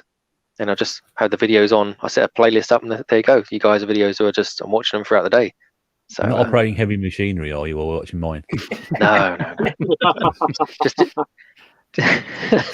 just driving a Deliveroo van. That's all I'm doing. It's that actually works a night shift, and he says, "I always watch your video on a night shift." I'm thinking, well, is that because you want to have a bit of a kip in the corner or something? I don't know. But, yeah. Keep 84 gaming evening, guys. Evening. Another fantastic channel, brilliant channel. Golden, another good channel. What Eddie's just put there, James, Labonaire, wherever that thing's called. Yeah, that's the brand, Bear. That's the brand. Right. Stuff. But I'll send you a picture of it because it took me a look. Someone someone showed me, I think Alex Nintendo Arcade or maybe Cyber Snake J. Someone showed me it, and then I use it quite a bit. To be fair, now it's good stuff. That's it. Dancer as well does his live lockdown thing. Yeah, and Danger's live from lockdowns. Yeah. Listen, yeah. without those lockdowns as well, you know, that's what got me back into YouTube, because I'd been off for quite a bit of time, purely because playing the game of life, really, to be honest with you. And then Dane did his live streams, and then I was on one of them, and I thought, you know what, I might as well do something. And that's what's continued. I think a lot of us owe a lot to those live streams that he did there, because it brought a lot of people together. And you know, the fact he's now done it last lockdown, he's now doing it again this lockdown as well, shows how much that, you know, people look forward to that sort of thing, because it's you know, it's a couple of hours on a Friday night where we can just sort of switch off. I mean, he ran himself into the ground. Sorry, Rob. Just the next one's this Saturday, though, I believe. Yeah, this Saturday. This Saturday? Friday. Yeah, he's changed today because of. Is that because Stu's too drunk on a Friday? But yeah, that's why I came back. If it wasn't for Dane Star, I wouldn't have done any of my live streams. Purely, I watched this stuff. I just love the way he's no shit. You know what I mean? He just says it as it bloody is, isn't it? I think that's fantastic. He's great at parents' evening. No, I bet he is. Who the fuck are you? Yeah, exactly. So, but that's good. You know, I'm a firm believer. If someone swears all the time, they're talking the truth, because that's their natural lingo. That's the way they're not trying to hide anything. They're talking the truth. Yeah. Yeah, I don't ever swear. Being back. I normally do it live. I've shown great restraint tonight. I've been a good boy. Yeah, you're normally worse than me, mate. So fair play to you, man. Whatever drugs you want must be working. Sorry. Because when I saw the that Gib 84 gaming appear, when people were talking about it, I thought it was that female gamer, that really popular one who always has her legs out. When I first saw that. It's Gebs. She watches Planet Retro. That's the one. Yeah. But no, because when I saw that, because it's like a 3-letter, you know, GIB or whatever it was, I was like, oh, that one's coming on the live streams, and I was like, but then people, I think I saw her on LKG's channel. I was like, and I was like, that's not the same person. Yeah, it is. I love his videos when he's got the wee man on with him. I think they're brilliant. He's Scottish. He's fantastic. He really is. Yeah, he's great. I had him on the swap shop. He came on the live stream. Like, I put a link and he come on, and he was a bit nervous, but fair play to him. He come on. Yeah, awesome. Yeah, I mean, I think I've subscribed to his channel now as well, and I think I like the thumbnails that he does as well, and the artwork on there is awesome. So it's cool. Yeah. Have you got nice legs as well, as someone said? Yeah.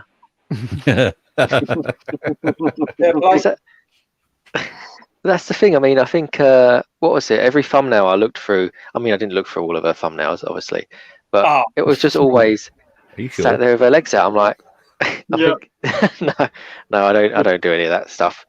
But I was like, when what was it? She went somewhere, like picking up something.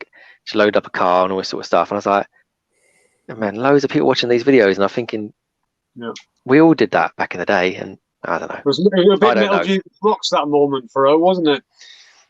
She was doing sort of like the British version of when he went and got all those bloody big box PC games. But I mean, I do love her channel. She gets really passionate, doesn't she? I mean, flipping it. People keep saying to me, "You get too passionate," but flipping it, they haven't seen her channel then. But yeah, I love it when she does her. She goes off and does her £5 whatever it is bloody challenge in CEX, which of course she hasn't been making them lately. But it's a good channel, it really is. Yeah, I mean, as I say, I found them, like I say, just scrolling through as you do, and then I thought I'll have a look at it, and I just like how people do, like when Gurnaldinho does his videos as well. It's just something different, and when people go out, when they used to go out, it's like I'm on my way to a charity shop. You film that little bit. I can't remember which guy it was that used to go out with a body cam on and go into these charity shops and then just pick up games. Kevin I know who you mean. Kevin Wolf 123, the YouTube legend. Yeah, that's it. Yeah. See, I didn't. And it was bloody hard work because I had the kids with me, because I thought, well, we'll do it with the kids. And it was such a bloody nightmare with Oliver that I thought, you know what, it's going to take a long time before I can do that again. But yeah, I must do it once we're back to normal again. I must do more of them because I really enjoyed it in a way. Because I wanted to buy one of those action cams and stick it to me and start just picking up games and stuff. Yeah. But I did buy one of those body cameras, but it was like a camcorder, so it just didn't fit anywhere, and it just like, you know. People are wondering what the bloody hell are they doing. I think it's only bad enough when you just got a mobile phone, because I got my Callum and Josh to go in to see X with me and do the £5 game challenge, and they're already like they're eyeing you up behind the counter. Or it's a good job I'm friends with them all in there, because they're looking at you as if to say, "What the bloody hell's he filming?" You know, and that's just with a bloody mobile in your hand. Imagine going in there with a big old kit. Yeah. I got told off in Sabres for taking a picture of Cherry B. Really? The lady, yeah, of course. I said to the missus, I mean, did you want? I didn't know if her mother-in-law or my mother-in-law wanted a Cherry B, so I took a picture of it in Sabres. It's a shop, it's like a cheap version of Boots. And I got told to get out. I'm only allowed to take a picture of it. So I was like, it's Cherry B, man. It's older than you are. What the hell is Cherry B? Oh, it's like a sherry, isn't it? Is it a Paul or sherry? I can't remember. It's a sherry, but it's a drink. It's not very nice. You see it next to Baby Sham or Snowballs at Christmas. She's copying Pete Fighter 2. Oh. I'll tell you, I had a really funny one. I mean, I know a lot of you guys know I work at Home Bargains. I used to be a chef, but all of a sudden I had a career change. But I work at Home Bargains, and I had a really weird moment. This is when it kind of hits you for the first time, because a guy came up to I was working on the till at that moment, and he said to me, "Oh, it's true, you really do work here in the Chatham brand." And I'm like, "Well, yeah, I've obviously mentioned it on my channel." And he's like, "Can I have a selfie with you?" And all this, and then my store manager went, "No, you can't. You have to you have to social distance." In the end, she gave in and let him do it. But I just sat there afterwards like gobsmacked. The next customer was waiting to be served, and I'm still standing there like, "What? Did that really just actually happen?" It's just little old me, shit face, And I'm like, "Oh, wow." It was very surreal. But how did it make you feel, though, Andy? I mean, did you feel like, wow, someone sort of recognised me from that? I thought it was brilliant, but at the same time, I was nearly crying, thinking I'm in my fucking uniform on this. My Home Bargains uniform on my first selfie with a fan.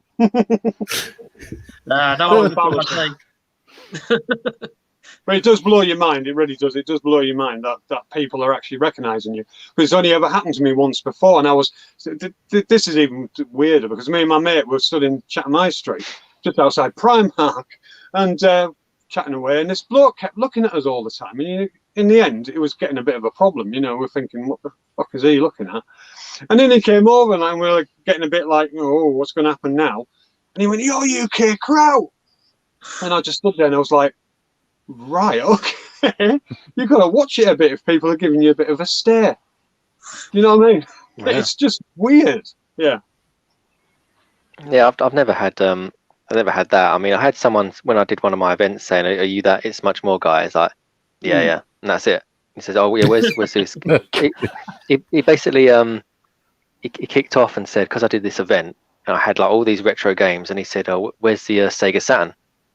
And I was like, "Well, I've not got a Sega Saturn here. I thought it was a retro event." Yeah, I didn't say I was having a Saturn, or there will be a Saturn here. And he just was kicking off in front of me and in front of everyone. I was like, "Well, go next door in the market and pick yourself up a Sega Saturn and bring it here then." Yeah. So yeah, it's just odd. It's just odd what people do. He's like, "Oh, you don't. It's much more, guys." Like, yeah. But that's it, really. Yeah. Yeah.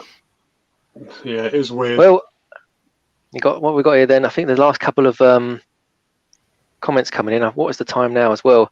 It is 35 minutes past 10. I think it's quite a nice time to call it a night soon. I'll let everybody say a little bit about their channels and whatnot, and what they've got coming up for their channels again, if they want to do an additional plug. So we'll start off with Retro Chef then. So when is your next swap shop coming up then? It's this Sunday. It's at 8 o'clock till 10 o'clock or 10:30, depending on how long we shoot the shit at the end. We should be good. I've got some good people coming on. hopefully get some more trades going on. And that's about it, really. I'm doing Swap Shop every 2 weeks at the minute, just to give people some time to go through their lots and find stuff.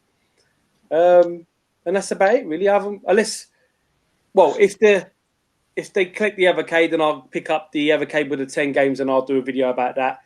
And that's, no, I haven't got much else, to be honest. But thank you very much, James, for this. I really appreciate it, mate. And you know, Cheers, mate. It's nice to be asked to do this. I'm looking forward to seeing Big Game Owl and Danes does one. And obviously, I'm not sure if you've got Pete Fighter 2 coming on, but he'd be great to have on this because, you know, he was one of the first people out of this lot who had it all. Yeah. I'll have a chat to him, forward to seeing that. And I'm looking forward to watching UK Gaming Kraut and Owl's channel because I didn't know them. So I'm looking forward to seeing what he's got and what they've got. Brilliant. Beautiful. Great stuff. Right, Al, let's say what videos you got coming up next on your channel, and yeah. Yeah, I mean, I've got videos dating all the way until the 19th of February at the moment, so I've got a lot of videos lined up. The next, well, there's one releasing at midnight tonight, which is there's a Castlevania homebrew game on the Dreamcast. That's at midnight, and then on Friday night we've got the Amiga Evercade collection, the one where I'm kind of talking about the games I want on that collection. Then, Christ, on Monday we got another Bleem. So yeah, there's a lot going on at the moment. I've got a lot of videos. One video I think you should all check out though, but to be fair, it's got virtually no views. Is when I interviewed John Romero. Wow. Yeah. Oh, wow. Yeah. It's literally only got like 200 and something views. I did it during the first lockdown.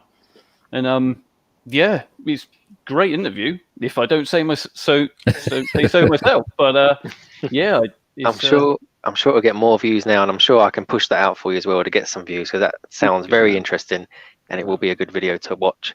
Nice one. Thank you very much, and all the best with your premieres that you've got coming up as well, because they're always good videos. And always nice to see different home ports and games coming for the Dreamcast, because big fan of the Dreamcast here. Yeah, and thanks for having me on there. No problem. No problem, fella. And Russ, Retro Bear, what you got coming up then, my friend? Nothing. No. Yeah, I've got a wee video coming out tomorrow morning, which is letter S. It's a bit of a long one. They always are, but there's about 60 odd games in that one. Hopefully, going to be trying to upload one of those a week till we get to the end of the alphabet, and I can go and move on and do something else, and people will start watching my channel again. I've got an unboxing filmed of the Evercade, which will come up at some point. That just needs sort of encoding. I've done a trade with Ginger Hippie Gaming, who's in the comments at the moment. I'll be filming that as well. If you like your 8-bit stuff, there's an absolute boatload of stuff in there to show off and sort of talk about on that as well. A couple of other things I'm hopefully trying to sort of film as well, some gameplay footage, and we'll be recording a podcast. We probably should have done one this week. I think it's probably a bit too late for this week now, but hopefully we'll try and get one up next week as well and try and keep those going every couple of weeks. So a lot going on, but it'll probably, a couple of 3 videos a week on the channel. Hopefully something for everybody, mixture of pickups, showing off the collection, unboxing, and just, the general sort of waffly rubbish I do, which people seem to enjoy. So perfect. Some good stuff to look forward to there. And yeah. And I just want to say, as Lee said as well, James, thank you very much indeed for asking me on, mate. I've really enjoyed doing this. And like I said, I wasn't aware of Al's channel before. I will be checking that out. It's great to be on with Andy. I've known Andy for quite some time on YouTube as well. And obviously yourself, it's nice to be on for you the first time as well. So thank you very much for the invitation. Beautiful. Thank you for the kind words as well, all of you. Very nice. Andy, what have you got coming up on your channel, my friend? Is it Dreamcast related? Is it Game Boy Advance related? Yeah, this is the thing, innit? What am I not doing on my flipping channel? I've got this series, that. I've got a Game Room Tour due. I've been promising that for ages, a Game Room Tour update. I've got the next Guess That Game video coming. I'll tell you what, they're banging through them like bloody crazy. I mean, the last one caught them out, though, because nobody guessed it. So, yeah, I've definitely got them coming, and I'm still doing my series on my favourite puzzle games, where Geordie Slasher Gaming has put me up for it here. I think he wants me to put his one up there, but he's not telling me what it is. So hopefully, we're like-minded, and it'll suddenly come up. So yeah, I've got tons to come, promised videos and ones that I'm toying with at the moment. Beautiful. So nice lot of videos to look forward to from your channel as well. And last but not least, Rob Gurnaldinho Plays. I know you've got your Fighting with 5 Lives video that's just gone up, which is a community challenge for Streets of Rage 2. But what videos you got coming up next on your channel? Yeah, obviously the Streets of Rage 2 one is live, so I'd be loving it if people could do some VR. So that's all. Honestly, I watch everyone in full, and then I link videos in the description to mine, and I have a playlist called VR to Fighting with 5 Live. So I encourage people to take part in that. But do you know what? I really don't have much of a schedule. It's kind of, I haven't done that in a while. I need to do that. I've got some pickups. I better do that. So there's plenty of gaming content. I've got more ideas than I've got time for. Honestly, I have hundreds. I mean, I do a bit of variety. I branch away from gaming. I do a series called 5 Random Packs, where I open up random trading cards and have a bit of fun with them. I also do it for blind bags as well, because I've got a problem there, and I do stuff that I enjoy. You know, I make content because I enjoy making it, and I really do enjoy doing that. So I do branch out from gaming as well. I've got a couple of ideas which I cannot wait to get going, but they involve going out. So I've got out and about videos, so a couple of ideas which I'm really looking forward to doing. Again, new ideas when we can go out and about as well. But yeah, I was going to say plenty of gaming, a bit of variety if you like blind bags, trading cards and stuff like that. And yeah, I think that just finally leaves me to say thank you very much to James again for having us on. I know potentially going back to work and being a shift worker made it a bit awkward to fit us in. So thanks for going the extra mile and getting us on this one. I appreciate that. Yeah, thanks for having us. It's been great to actually talk to Andy. I've been subbed his channel for a long while. Al, I'm new to his channel and I need to check it out. And I know this guy over here that's called Bear, whatever, you know, I've known him for quite a while. So, but yeah, no, thanks for having us on, mate. It's been a lot of fun. Beautiful. I mean, each and every one of you all has awesome channels, and like I say in the comments, in the description below, all the channels will be linked. So if you want to sign up to them, subscribe to them, and check out their content, you can do. It'll be great. Let's check out these last lot of comments before I finish the show. We've got someone from Canada saying hello. Hi there from Canada. Hello, Canada. Just got my Evercade 3 days ago. You're addicted. That's awesome. I don't know which retailer you use to get that Evercade from over there. Great show. All the best, guys. Crazy Burger, thanks for stopping by. And everybody that has been in the comments as well, thank you very much. Negative and positive comments have all been good. Amiga collection, I'm sold. If there would be an Amiga collection, that would be awesome, but I've never owned an Amiga. Castlevania isn't a Beats of, is it a Beats of Rage one there, Al, for the Dreamcast? You have to watch to find out. Oh, yes, it. Subscribe to Gamesreup's channel to find out. But yeah, there are some awesome Beats of Rage mods out there for the Dreamcast. But yeah, check out his videos and subscribe to his channel and hit that notification bell to not miss out when those videos do go live for all these channels here as well. Castlevania does sound fun. Yes, it does. What's this? I need to do an Evercade video. Big Game Al. Yes, you do, because Evercade's awesome. Last lot of these comments coming in, and I'll let you all guys go because it is getting late now at night, 11:45 at night. Because you've got to do the Deliveroo run tomorrow, is it, Lee? Is it Deliveroo? Hermes, that's it, yeah, Hermes. Right. Right, what's this? Everybody drop a like on the stream. That's it. Drop a like on the stream if you can. Is that a thing that everyone does? I don't know. I don't know what to do with it. Great stream, James. Thank you there. Cheers. Awesome. Liam, thank you very much. Nerdy Geezer, thank you very much. Danester, awesome. We'll be looking forward to getting you guys on the next show. Retro, what we got here? Retro Ed UK Super Show. Thanks, guys. We'll be subscribing. Previously watched. So I want to say a big thank you to all you guys for agreeing to come onto this show, and it's been awesome. And yeah, thank you very much. So I'm going to be saying goodbye. I'll let you guys all leave, and then thank you everybody in the comments as well. Enjoy it. Stay safe, everybody, and we'll see you soon. All the best. Take care. Bye bye. Thank you, James. Cheers, James. Thank you. Bye. No problem. All the best, guys.